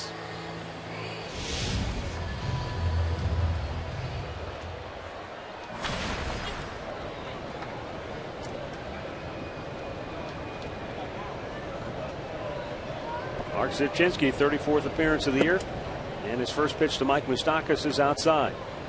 Moustakas is 2 for 2 today with a double, a single, and a run scored. He homered last night in the series, and he looks like a completely different player than the Royals had seen earlier this year. When he was sent down to the minor leagues, Ned Yost, the Royals manager, the reason he made the move wasn't so much the production. I mean, he was only batting 152, and that in and of itself can get a guy sent down. More than anything, Ned Yost said, I saw a guy who had lost his confidence, and he said, you do this job long enough, you can read players through their body language, and he said, I could just tell that his confidence was a mess. Putting too much pressure on himself after every at bat, I would imagine. Yeah, throwing batting helmets and just every single time. Not enjoying it. Not enjoying the game the way it should be.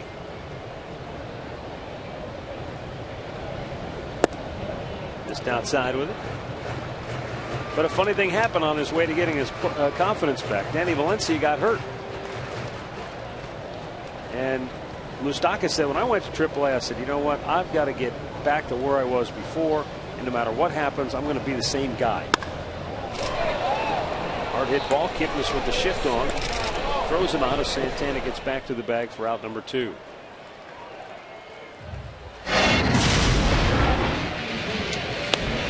Alcides Escobar, the batter here, he tagged up at third base on the pop-up that sent Michael Vilas to the dirt. And what a heads-up play that was. I mean, that could be a big run in this ball game. And this guy, he's a good baseball player all the way around. You know, having seen that replay several times now, a couple things come to my mind. One, how many times does a pitcher act as a cutoff man? Right. Never. And so, two, would Mike have been better off to try to get to his feet and make the throw first? Yes, but he was looking up into the sun, and he figured the guy wasn't going to run. And as soon as Escobar saw that he was on his backside, he took off. Oh, Santana came off the bag. It looks like the throw may have brought him off the bag. I want to see it again. Here again, he hustles down the first baseline. We'll see how they score it. Zipchinski, here's a good look at the throw. Yeah, he had no chance to stay on that bag. Santana's not that tall, man. He couldn't stay on the base. The throw brought him off. I'm sure it'll go now as an infield single. It will, but my question to you before was, should Mike Vilas, in hindsight, should he have gotten to his feet and tried to make the throw on his own instead of going to just flipping it to Bauer? I don't think he would have got up in time to make the throw, to be honest with you. I think he was surprised he was coming in. He just wanted to get rid of the ball. Yep. You know, now whether he could get up on that foot or not, I don't know. Yeah, he's been bothered by a badly stubbed toe. You know, to get up is one thing. I don't know. I just think it was a heads-up play by Escobar, and rarely do you see it. And it just puts pressure on the defense. That's all it does. Here's Aviles going to step on the bag. That's going to end the inning. 6 in the books. Indians within 2 at 3-1.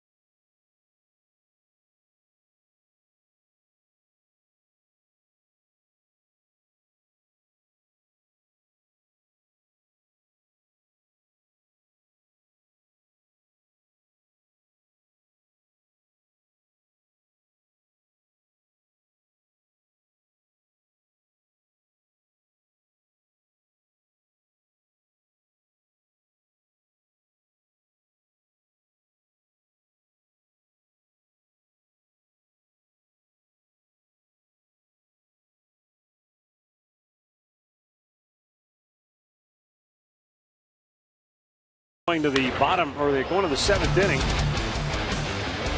Back in Cleveland earlier this year, remember Escobar made a terrific play defensively from the shortstop position with the shift on.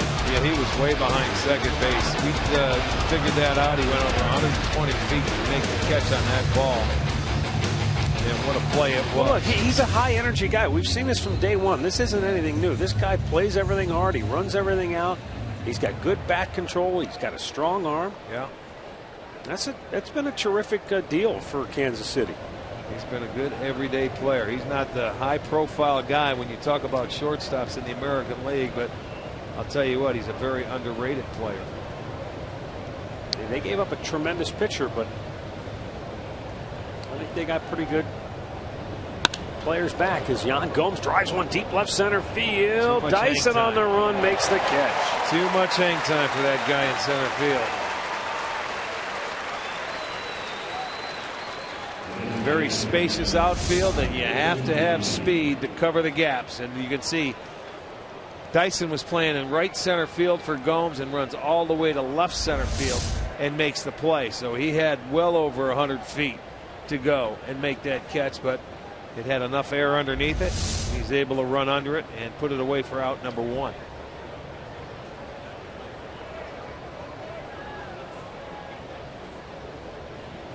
Well, here's Jason Giambi 0 for 2 on the day. Indians down 2 runs here in the 7th. Action in the Kansas City bullpen. Ventura's only at 79. This will be his 80th pitch of the day coming up here.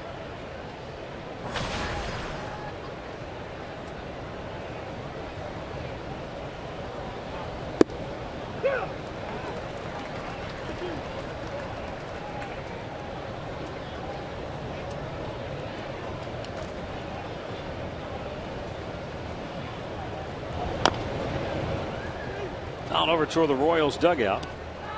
And now Giambi in the hole, 1-2.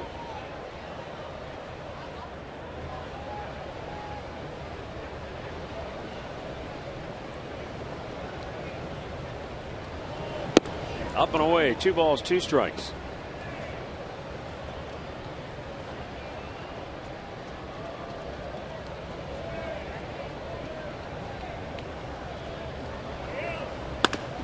Ground ball again. Moustakas has the hat trick on Giambi. He's thrown him out all 3 times with that shift on. There are 2 gone here in the 7th. Saturday, a full day of MLB action beginning with the Twins and the Tigers on FS1. Then it's Baseball Night in America on Fox as the Brewers host the Cincinnati Reds. Our doubleheader begins Saturday at 4 Eastern on Fox Sports 1 and continues at 7 Eastern on Fox.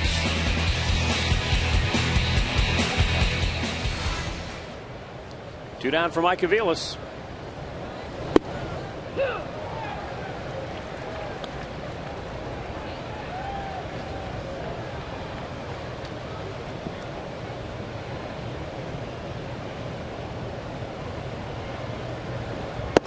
Missed inside.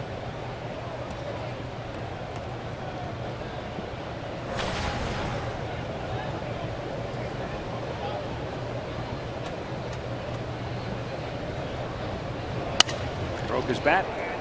Bounced to short. And that's that. The Indians go quickly here in the 7th. Stretch time in Kansas City. The Royals lead it 3-1 in the 7th inning stretch. Brought to you by Spitzer Auto World. Life is hard. Buying a car shouldn't be.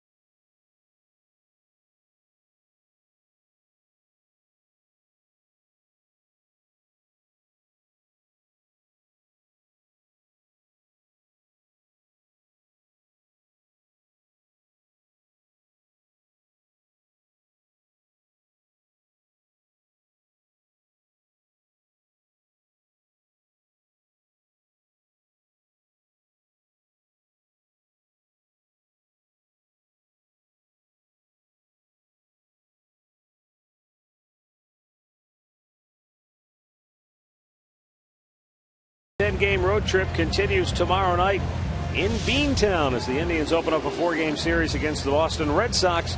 It'll be Josh Tomlin for the Tribe against left-hander John Lester of Boston. Our coverage begins with Indians Live at 6:30. First pitch tomorrow night at 7 o'clock from Fenway Park in Boston.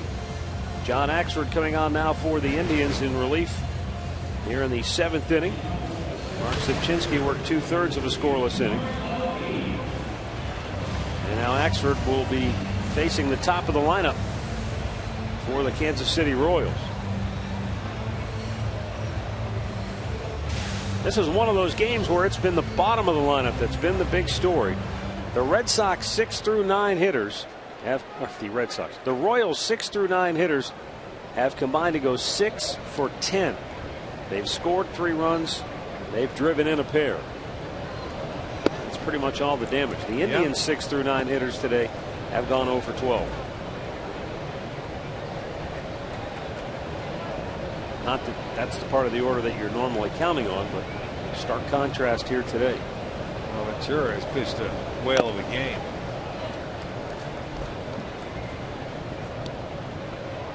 He's gone 7 innings as Ventura, giving up just 1 run, 6 hits. The Indians' 6 hits have all been singles. And 3 of them never left the infield. So he has been very good.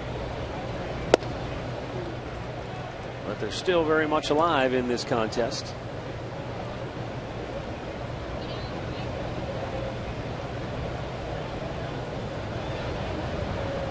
However, much like last night, when playing from behind, you need your bullpen to be perfect.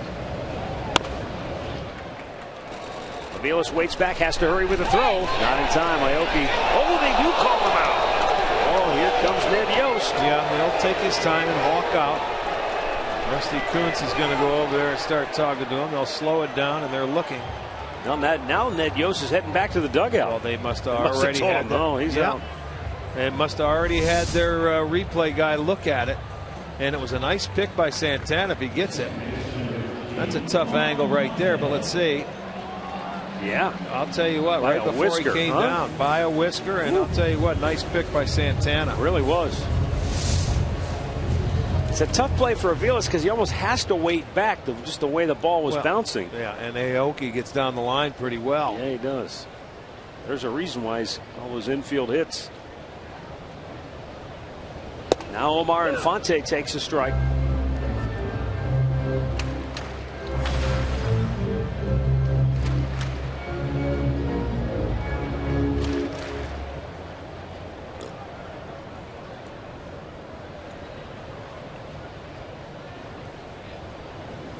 Down in the dirt.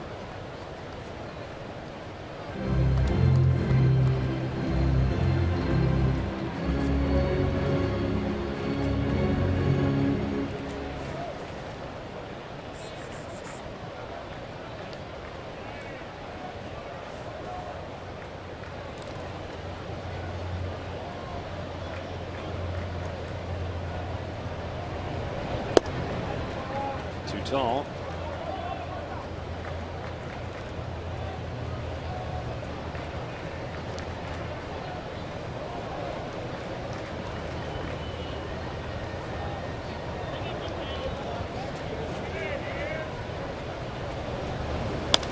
Out of play. By the way, the appearance today for Mark Zipchinski, his 34th of the year. That's the most in the American League.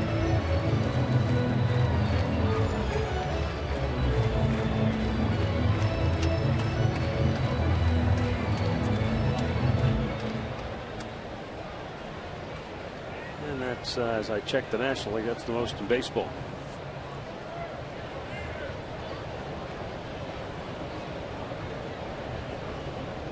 The 2-2. Off the end of the bat. Nothing you can do about it. He just dropped it in the perfect spot. And a 1-out base runner for the Royals here in the 7th. You're going to see it right off the end of the bat. The breaking ball. It did stay up a little bit. Maybe it helped him at least get to that ball. If it was down a little bit more, he wouldn't have been able to reach it. but he'll get a base hit, a bleeder into the outfield. They all count. He'll certainly take it the way he's been swinging the bat. And he'll donate his bat to the woodpile. That's quite all right. Goes down a happy piece of wood. Here's Eric Hosmer 0 for 2 with a walk.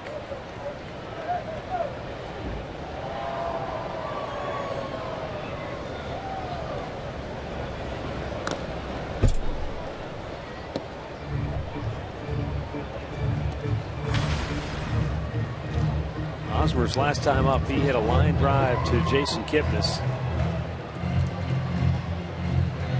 Almost looked like he threw it to him. Yeah, it was like a slow motion line drive. You know, it really was.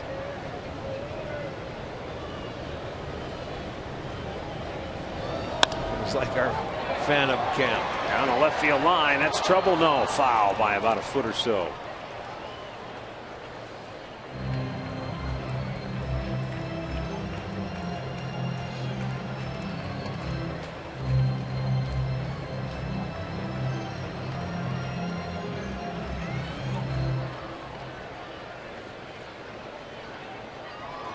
Going back to last year, the Indians have lost 2 in a row here in Kansas City. 5 of their last 6 at Kauffman Stadium.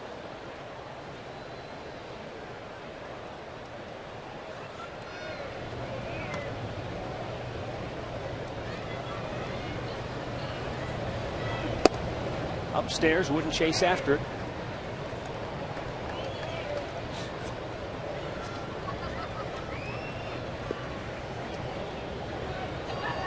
Venture a guess to say that Yordano Ventura is probably done, because they've had the right-hander up in the Kansas City bullpen the entire inning.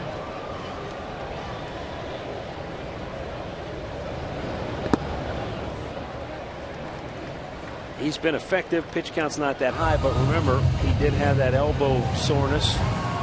Maybe I'll tell you what, careful. Well, that could be, but I mean, I don't know what his pitch count is. Do you have an idea? 86. I think I just saw 86. He'd be back out there if I was there. And then see if you can get him right over to Holland.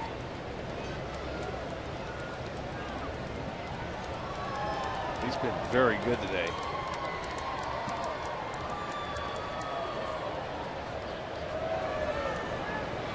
Let's see if the Indians can keep it a 3-1 game. Well, that'll be the most important element right now. Spun him out of the way, full count.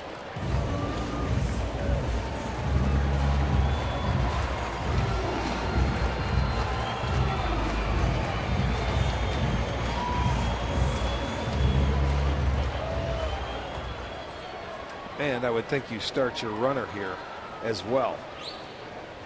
You have to stay aggressive. They have a 2-run lead. You're in the bottom half of the 7th, and you're hoping that Hosmer's going to find a hole.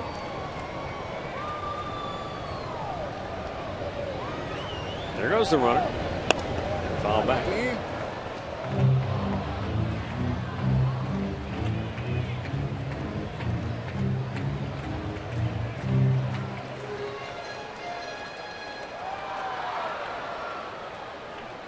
Right-handed hitting Billy Butler is on deck.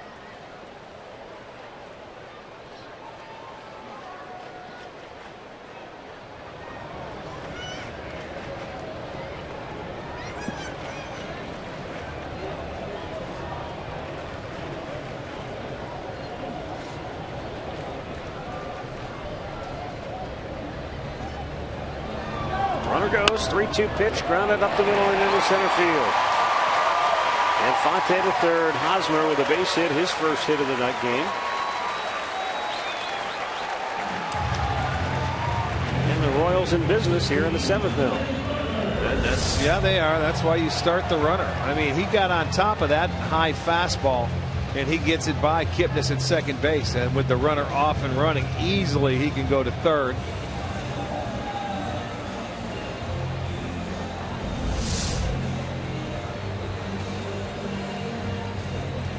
Billy Butler is 1 for 3. He doubled in the 5th inning.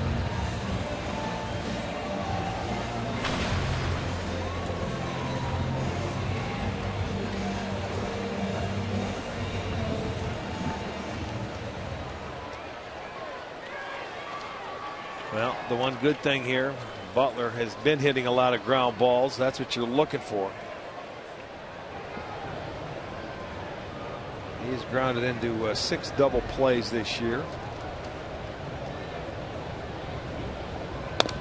And he fouls that back.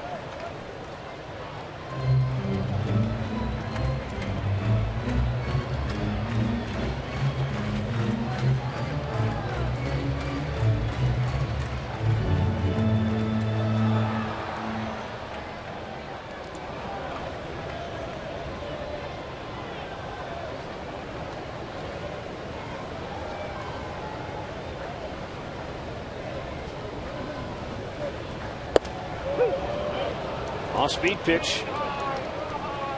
Butler just couldn't pull the trigger, and a count 0-2. Now a good curveball. Butler was going out front, and he just couldn't pull the trigger.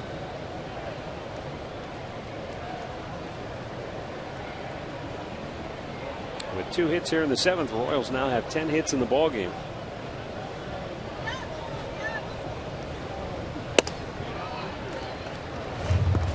And 2 with the fastball up out of the strike zone.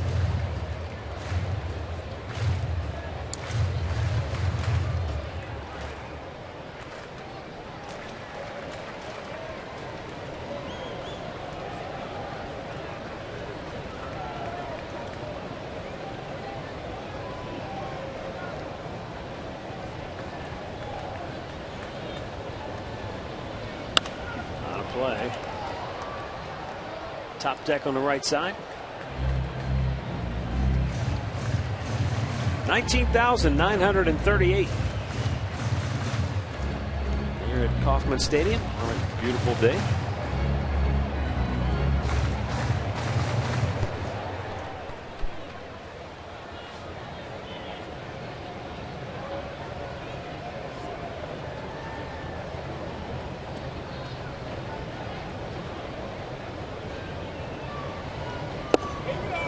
Misses upstairs with a curveball, and the count is now 2-2.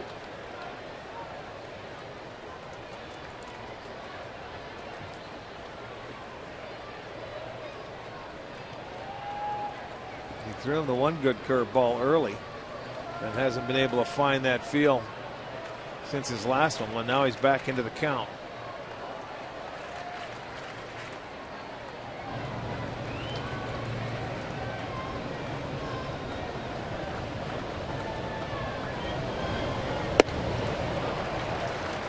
Well, if you're Butler right here, you know what you're sitting on. You got to be sitting on the fastball.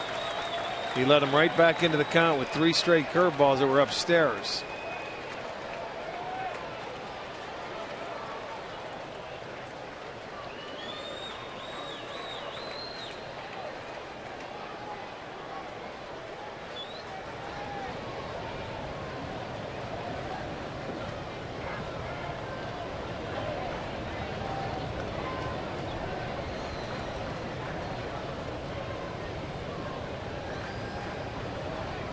Hosmer takes off at first base, and Butler loops one to center.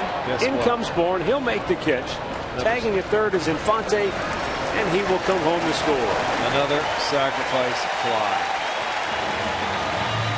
All 4 runs today the Royals have put on the board come on the sacrifice fly. Well, Axford's a former closer, and there are times in a game as a pitcher where you need a strikeout, and that was one of them. He had Butler down on the count 0-2, but he couldn't put him away. He kept trying to get him to chase a breaking ball, and Butler ends up on a 3-2 pitch, getting something to handle and get that run home from third, and another big insurance run for Kansas City, just like last night, able to add on late right after the Indians had got on the board to try to keep the pressure on.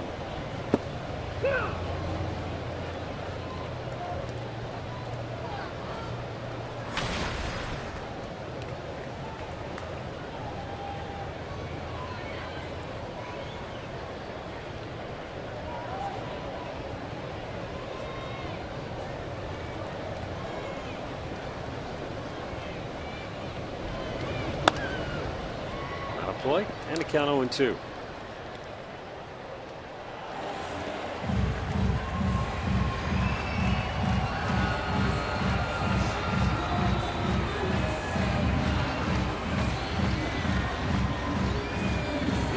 Redbird tells me this is the third time that the Royals have hit 4 sacrifice flies in a game. The last time they did that came April 21st, 2006, against the Tribe. Runner goes. Hosmer, he stole that base easily. His first of the year. Well, he stole it off Axford. He didn't pay attention to him, and he was just off and running. You watch. He didn't make him stop. This is a first baseman that doesn't run.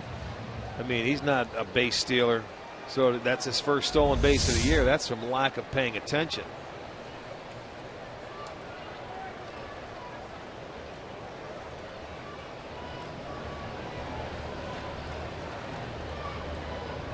I wonder if that last time the Royals had 4 sac flies in the game, if it was their only 4 runs. Well, he'll let you know. Redbird will get back and let you know. I'm saying no. That's a rarity. You don't see that very often. It was not their only source of offense in that game that they lost to the Indians. Giordano Ventura has made it stand up so far today, and now it looks like it'll be the Royals bullpen for the 8th and 9th innings. But John Axford's got to get out of this inning first.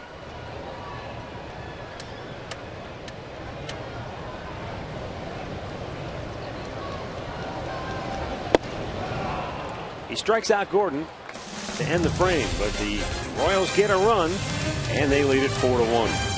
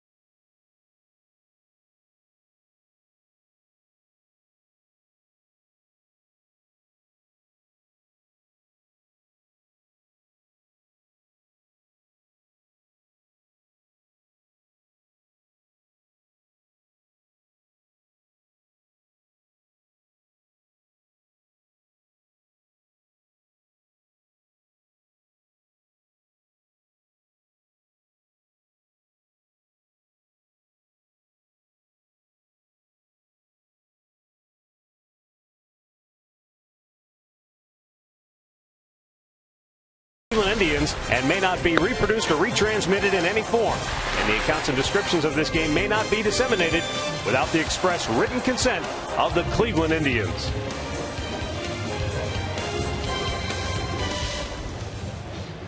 Here's a look at Kauffman Stadium from our Panini's Overstuffed cam.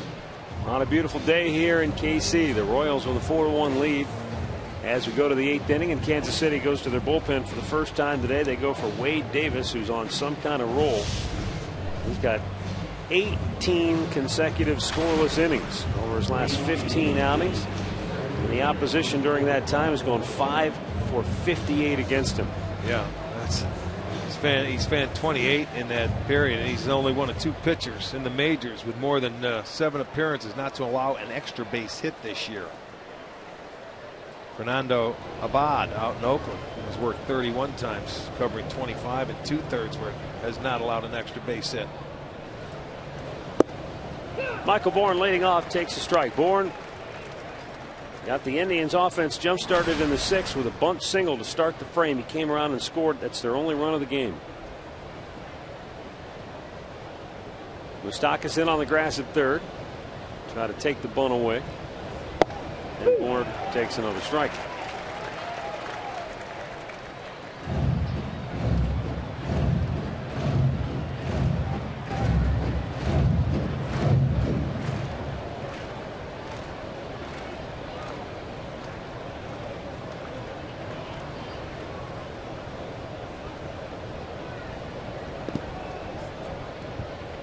in the dirt. 1-2 the count.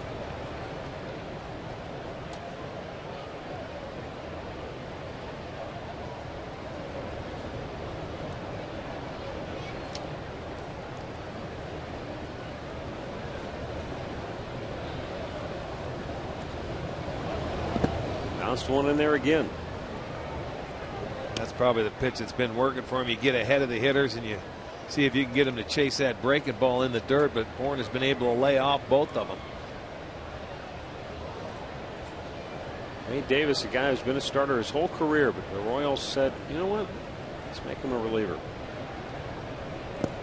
Well, it's exactly what they did with Luke Hochevar. And his velocity went up going to a starter to the bullpen. Hochevar, of course, has the surgery. He misses the whole year, but what a year he had last year going into the setup role. 3-2 pitch. Line right back up the middle and into center field. Look at that bat by Bourne. So Bourne is aboard to start the inning. He's the only Indians leadoff man to reach in the game so far today. Lonnie Chisenhall has kept on his hot tear. He just keeps on hitting. 2 more knocks here today. An infield hit in the third, and then a bouncing ball single to the left side of the infield in the 6th. He's 4 for 7 in the 2 games here against the Royals.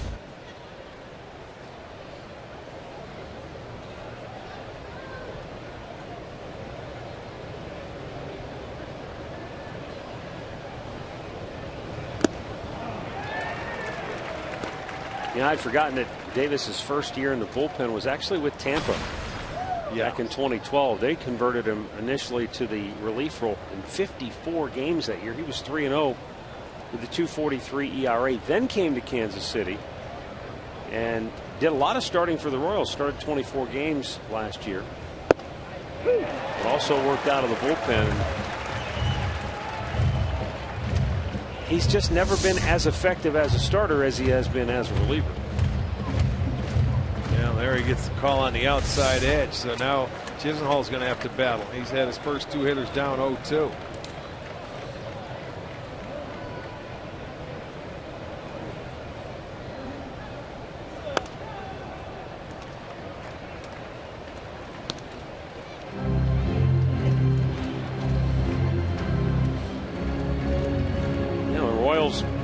Converted Luke Hochevar to the relief role and struck gold a year ago. Unfortunately, he got injured.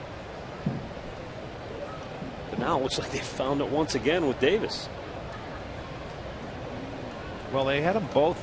They were using them as starters in spring training for that number 5 role. You know, both Hochevar and Davis. And then when Hochevar hurt himself and went down, they went to Davis and said, you're going into the bullpen, because they needed the help. Can't lose them both. Right. We'll find another starter. You're going back into that bullpen.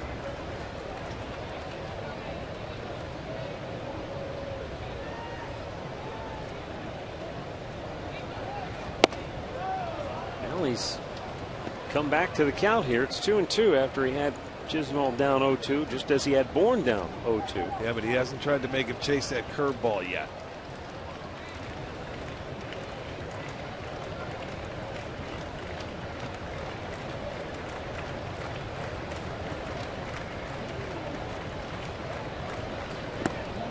Oh, he's able to lay off. There you go. Now he's worked it both hitters from 0-2 to 3-2. And he comes back and tries to get him to chase that hook, and Lonnie holds up.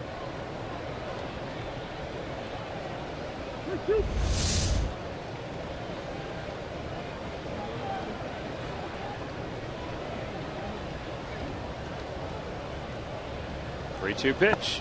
Good. And it's ball 4. The Indians have their first 2 on here in the 8th, just as they did back in the 6th.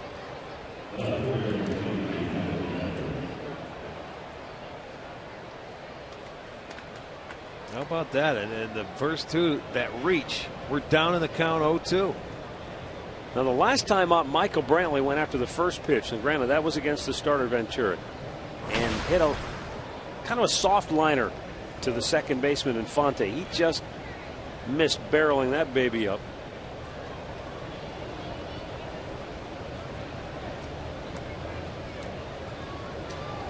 gets a hit here, the Indians could be off and running.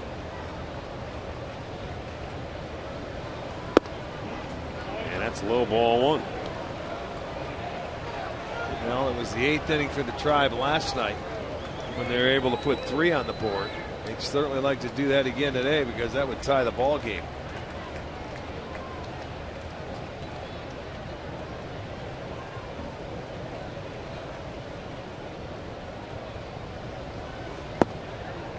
Missed again, and out goes Salvador Perez. And I wonder if Ned Yost would consider his closer in the 8th inning and try for a multi-inning save should it get to that point.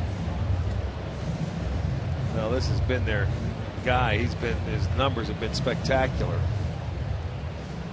Now we gave him to you. I mean, he's 18 scoreless innings in a row. He's been. There's not much better you can do than what Davis has done to this point. Holland will be, if the score remains or they have the lead, we'll see him in the 9th. He was up and getting loose last night. And he's up stretching right now. Here's the 2-0. And Brantley lines a single into center field. Coming into third, Bourne will be stopped right there. And the Indians have the bases loaded and nobody out here in the 8th inning. Well, there's you get a 2-0 count. You can sit for your fastball. Michael gets a good one. He knows he wants to throw him a strike, and he just hits a nice line drive into center field. That's our Wendy slow motion replay. And the Tribe in business now. Bases are loaded. There is nobody out, and an opportunity to have a big inning. So they're going to go out and make a visit, and they will get their bullpen getting some work. The Royals bullpen is about to spring into action, but I don't believe it's Holland who's getting up. No, it doesn't look like it. No. Is that Herrera? I would think it is. Yeah, number 40. That's him. In the meantime, Jason Kipnis bats with the bases loaded, nobody out. He's 1 for 3 on the day. Single back in the first inning. Since then, he's grounded out, flied out, as you see. The right-hander Herrera getting loose.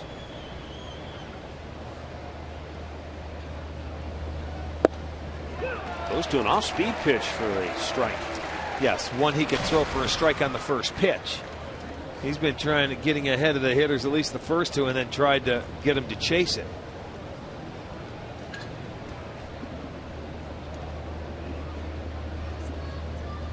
Bourne, Chisenhall, and Brantley are aboard.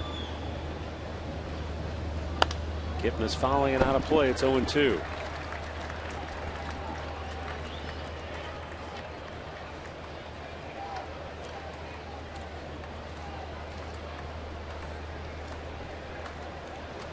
This crowd hasn't exactly been in a fever pitch today, but it is really quiet now. 2-strike pitch. Oh, Kipnis takes a called 3rd strike. 1 away. That's the pitch he couldn't make to the first 2 guys in this inning. But he comes back and he makes it.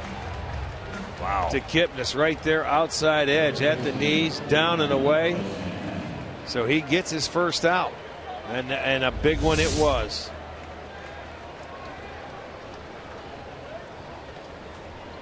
Now Carlos Santana 1 for 3. He drove in a run with a base hit his last time up.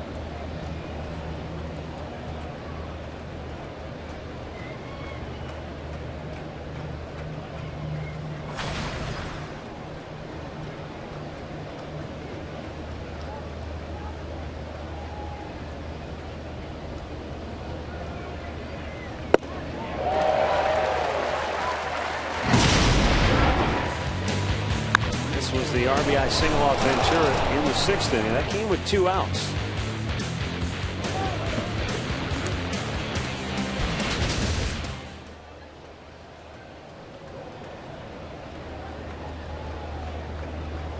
Good numbers in his career with the bases loaded. As Davis pitch is outside 1-1.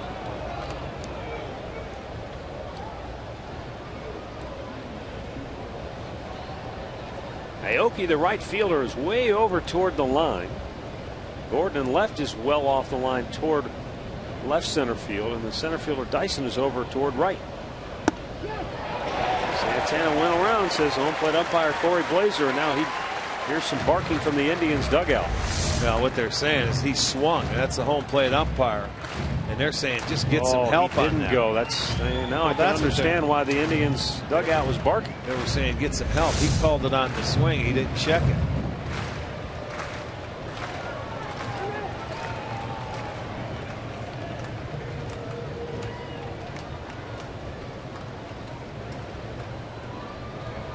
So Davis gets a break, and he's ahead on the count, 1-2.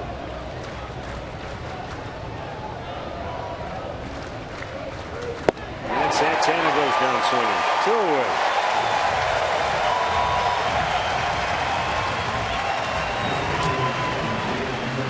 Well, Davis comes right back, boy. He got himself into some hot water, and he has a chance now to get himself right out of it as he gets back-to-back strikeouts.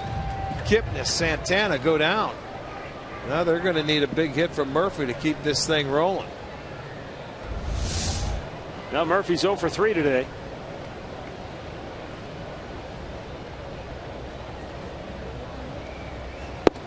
Those Royals outfielders who had been shifted around toward right for Santana, now they're back shifted the other way for Murphy. And a huge hole in right center field for Murphy. He wants to try and throw that breaking ball. Hope he misses down and in, and Murphy can plug the gap. This time they appeal, and they said he went around.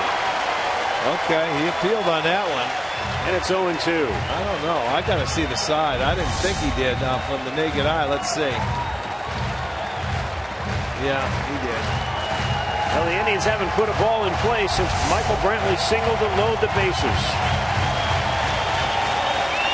This crowd now up on its feet. They were awfully quiet when nobody was out.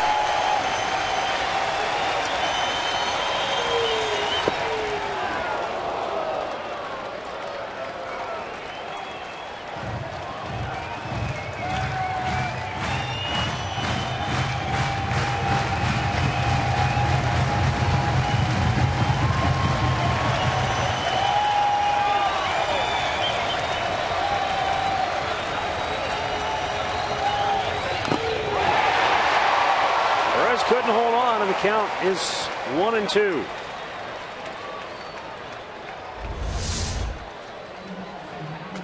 There's another one of those pitches down in the zone, and Murphy finds a way to just get a piece of it to live for one more pitch.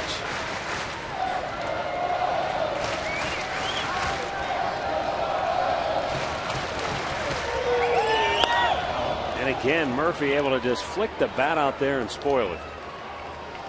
Well, now you really do have to protect it. You can see where Davis is expanding the zone for Murphy. He's getting him to swing at pitches all over the place, but you can't take a called third here.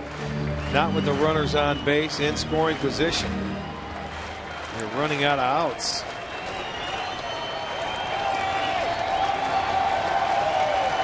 And again, the 1-2. And a weak ground ball hit to second. Wade Davis with his 19th consecutive scoreless inning. The Indians load him up, and then he gets out of it.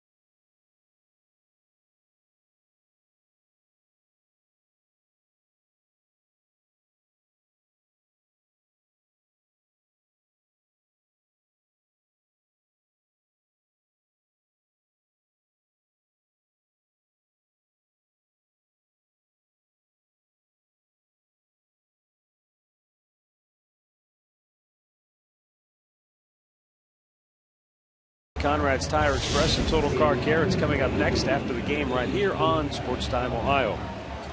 Bottom of the 8th here in Kansas City, and Josh Outman is now in the ballgame for the Indians. Outman appearing for the 29th time this year. He has a 4-0 record, and in 21 innings he's walked 14, struck out 21.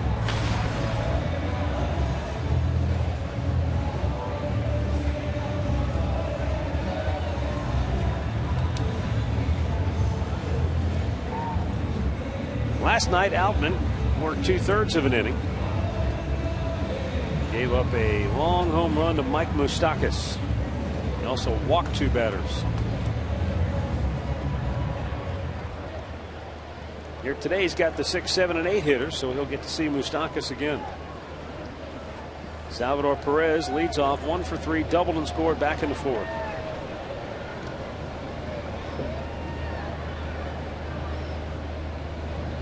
Boy, the Indians had themselves a golden chance in the 8th inning, top half here. They had the bases loaded, nobody out. Well, and they've done a heck of a job this year when they've had that opportunity, the bases loaded, but this one they could not do anything with.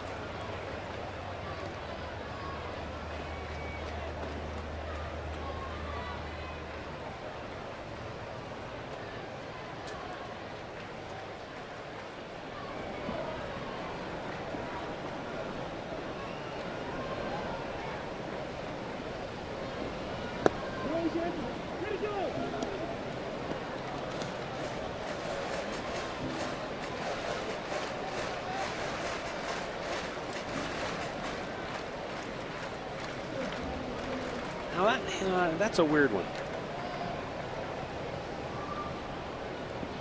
Well, you could hear the home plate umpire say no, he didn't, and then he asked for help. Did he go? He might have gone. Might have said check. You know, vocally might have asked him to check on that one. And usually, when somebody asks them, they'll go ahead and check. And yet, in a key situation with the game on the line, and when David Murphy was up, or actually when when Santana was up there, he made the call on his own, and he clearly did not go. Well, and he felt he saw him swing. That's why he makes the call when he thinks he can, you know, when he sees it. When he's not sure and someone asks him to check, he will. But when you go right out and say, no, he swung. Yeah, you can't take it you back. You got to make sure. That. Yeah, you can. But you got to make sure, especially in those kind of situations. Yes, you do.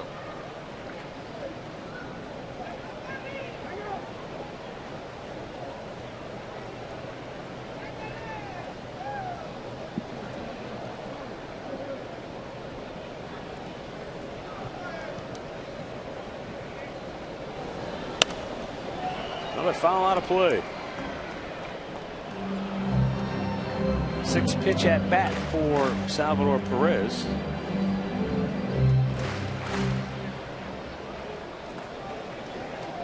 As he tries to work his way on to start the inning.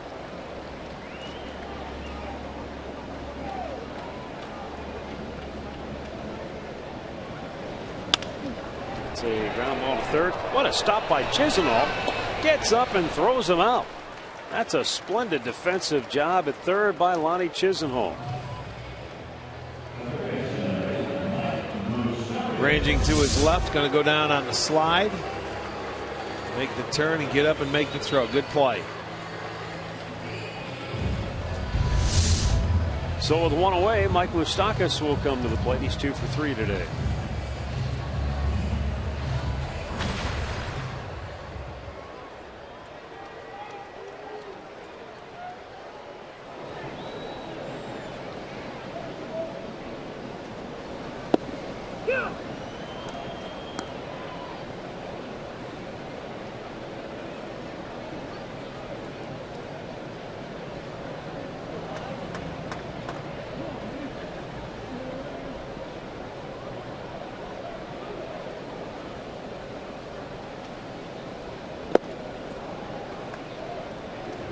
No balls, 2 strikes.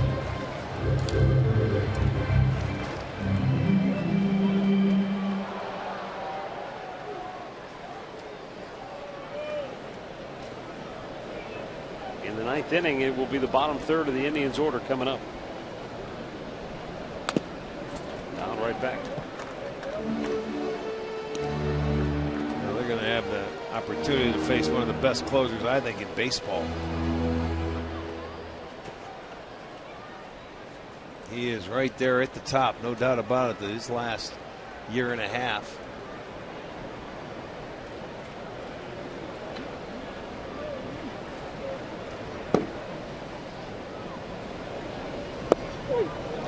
Moustakas is rung up, 2 down.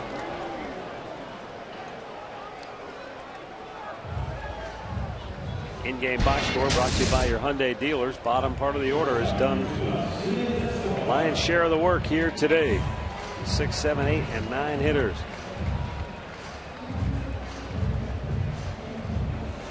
They helped stake Kansas City to the early 3-0 lead. They added one in the 7th. All 4 runs scored by Kansas City today coming via the sacrifice fly.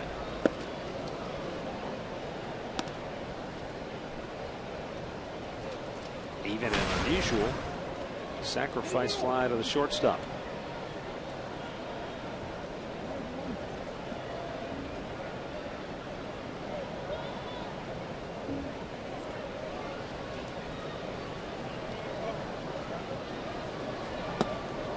Escobar came out of his shoes and swung and missed 1-1.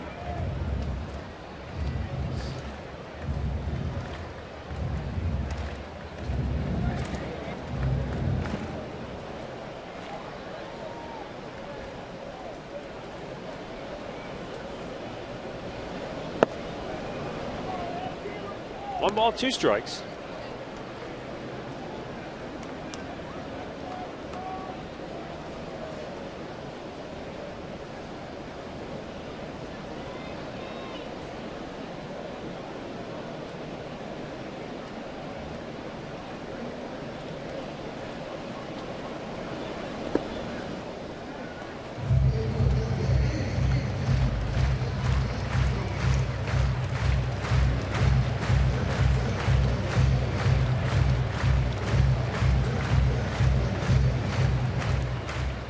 These teams hitting the road. And after this one, Royals have an off day tomorrow, and then they go to Chicago. Indians are off to Boston. Nice barehand grab, but no play. And Escobar with a swing and bunt single keeps the inning alive with 2 down here in the 8th. Well, his 3rd hit today. He's 3 for 3, and Lonnie does a nice job of barehand. That ball really took off on him, and wisely he just holds on to it because you weren't going to get him anyway. The only thing you could have done is probably throw it away. Tough play, so you hold on to an infield single for Escobar. Hit number 11 for Kansas City. Yeah, he's got 2 little toppers that have gone for hits today.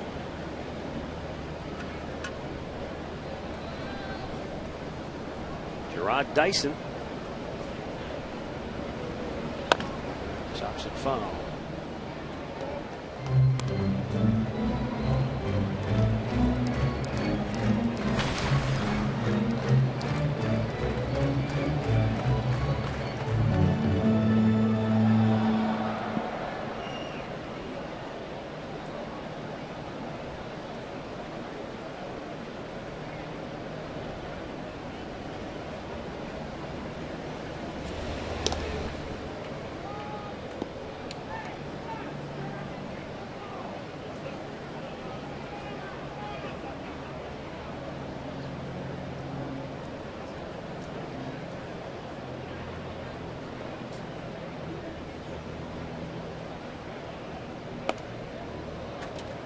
Ball glanced off his bat, didn't mean to swing, but it's 0-2.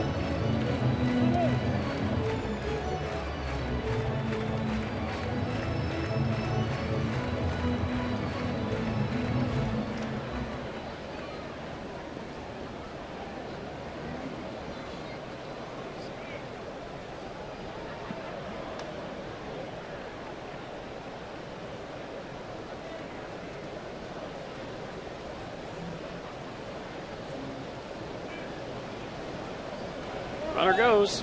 Bounced it about 6 feet in front of the plate. And a stolen base for Escobar. It'll be his 17th on the year. Out of 18 tries. You go back for the last couple of years since 2012, and he has stolen 92% of his bases as Escobar. He picked the right pitch. It was a breaking ball. He took off. They wouldn't have had him even if the pitch was up. Just picked the right counts, the right situations. But with a 4-1 lead, 2 outs, you got to concentrate on the hitter.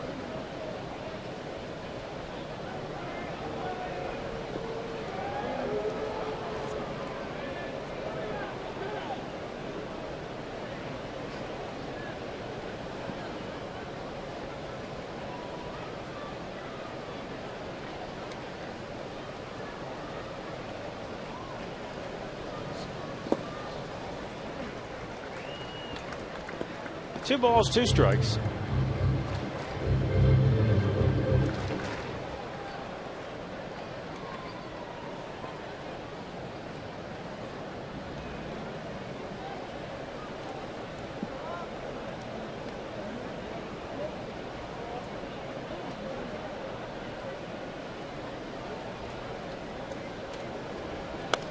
And a foul right back to the screen.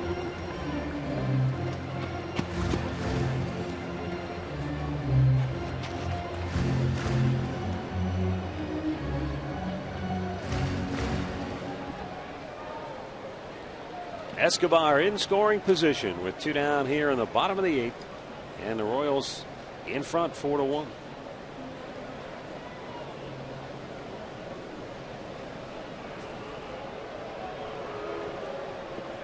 Keeping an eye on him now.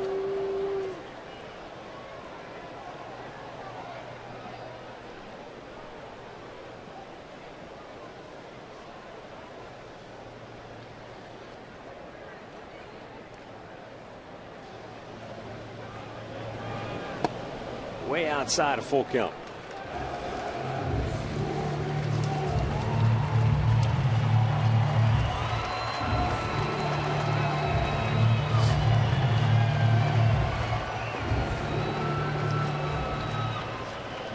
It's been a 21 pitch inning to this point.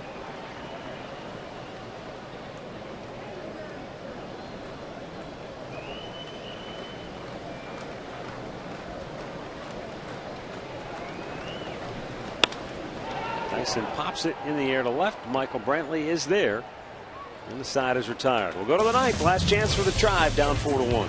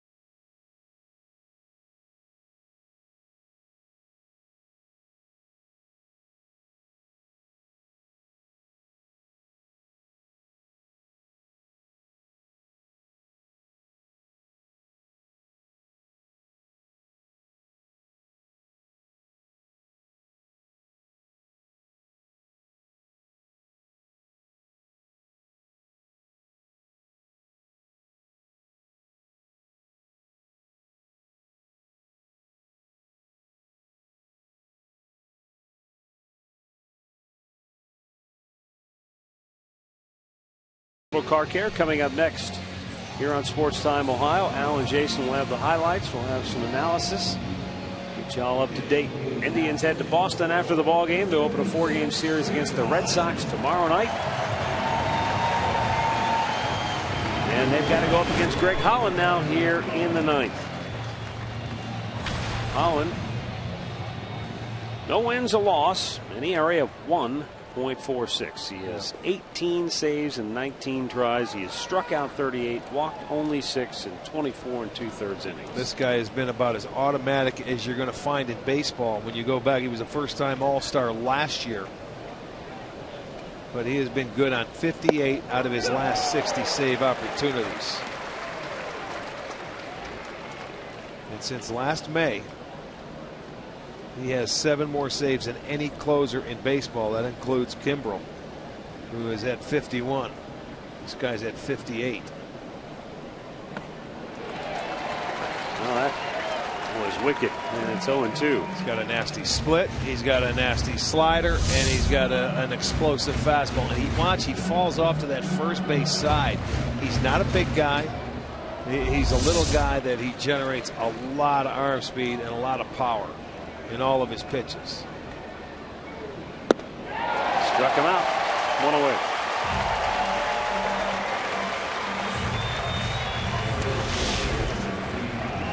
Looking back at the keys to the game from Akron Children's Hospital. Now, you know, defensively that wasn't the problem here today. And well, Trevor Bauer had his issues. They just haven't been able to generate anything offensively here today.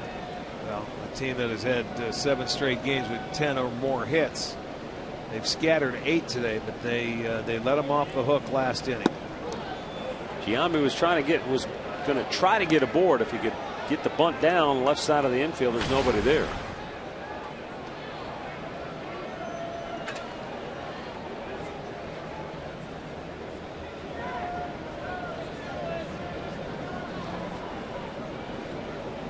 He's trying again, and he takes again. It's 2-0. Escobar still not buying it. He's going back to short.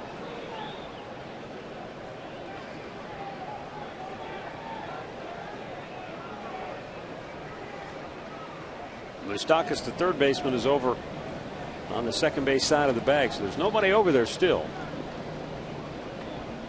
And now Giambi pops one sky high. Will it stay in play? Hosmer over near the dugout. Does he make the catch? No. Yeah, he did make the catch, and then went into the dugout, but the ball was in his glove. Nice play by Hosmer. You know, he got over there. I thought it went in his glove. Look how long that first baseman's glove is, and there he goes down the stairs. He knows it's in there, and then he shows the umpire when he gets over there. Wow, nice catch. He slipped right as he was going in front of the dugout. Normally, you get some help from your players over there. He got none.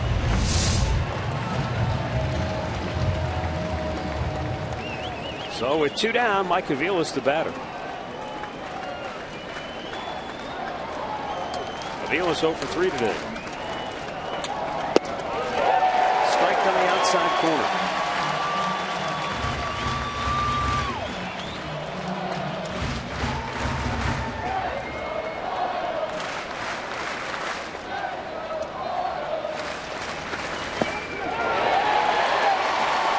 He went around. It's 0-2.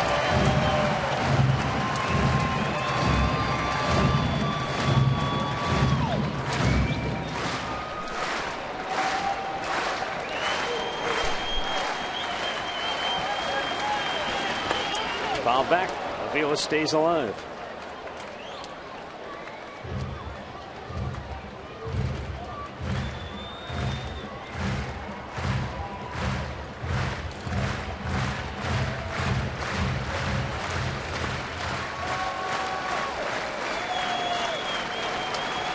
And the 0-2.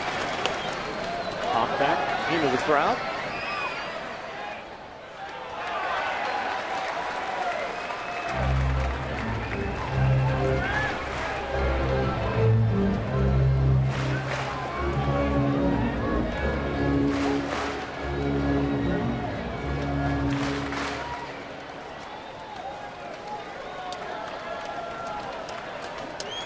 And Holland ready with the 0-2 offering. Aviles pops it up. Shallow left. Escobar is out there, and the game is over. Royals sweep the two-game series. The Indians fall back to 500 at 33-33. Kansas City goes over the bump. They're 33-32. Yordano Ventura gets the win. He goes to 4-5. The loser is Trevor Bauer. He drops to 1-3. Boy, the Indians have they got off to a great start on this road trip, winning 3 out of 4 in Texas, and now they dropped the 2 here in KC. They're even on the trip at 3-3 with 4 left in Boston. Time now for our key play of the game, brought to you by KeyBank. Well, you get back to the 8th inning when they had the first 3 guys reach. Bases loaded. There was nobody out. And then in comes Davis. He makes a perfect pitch on Kipnis to get strikeout number 1. He gets Santana to swing and miss. He gets David Murphy to hit a little weak ground at second base. And that's all it was. The Indians couldn't mount anything after that. The key play of the game brought to you by KeyBank. Also forgot to mention Greg Holland gets his 19th save of the year. 4-1 is the final. Some final thoughts right after this.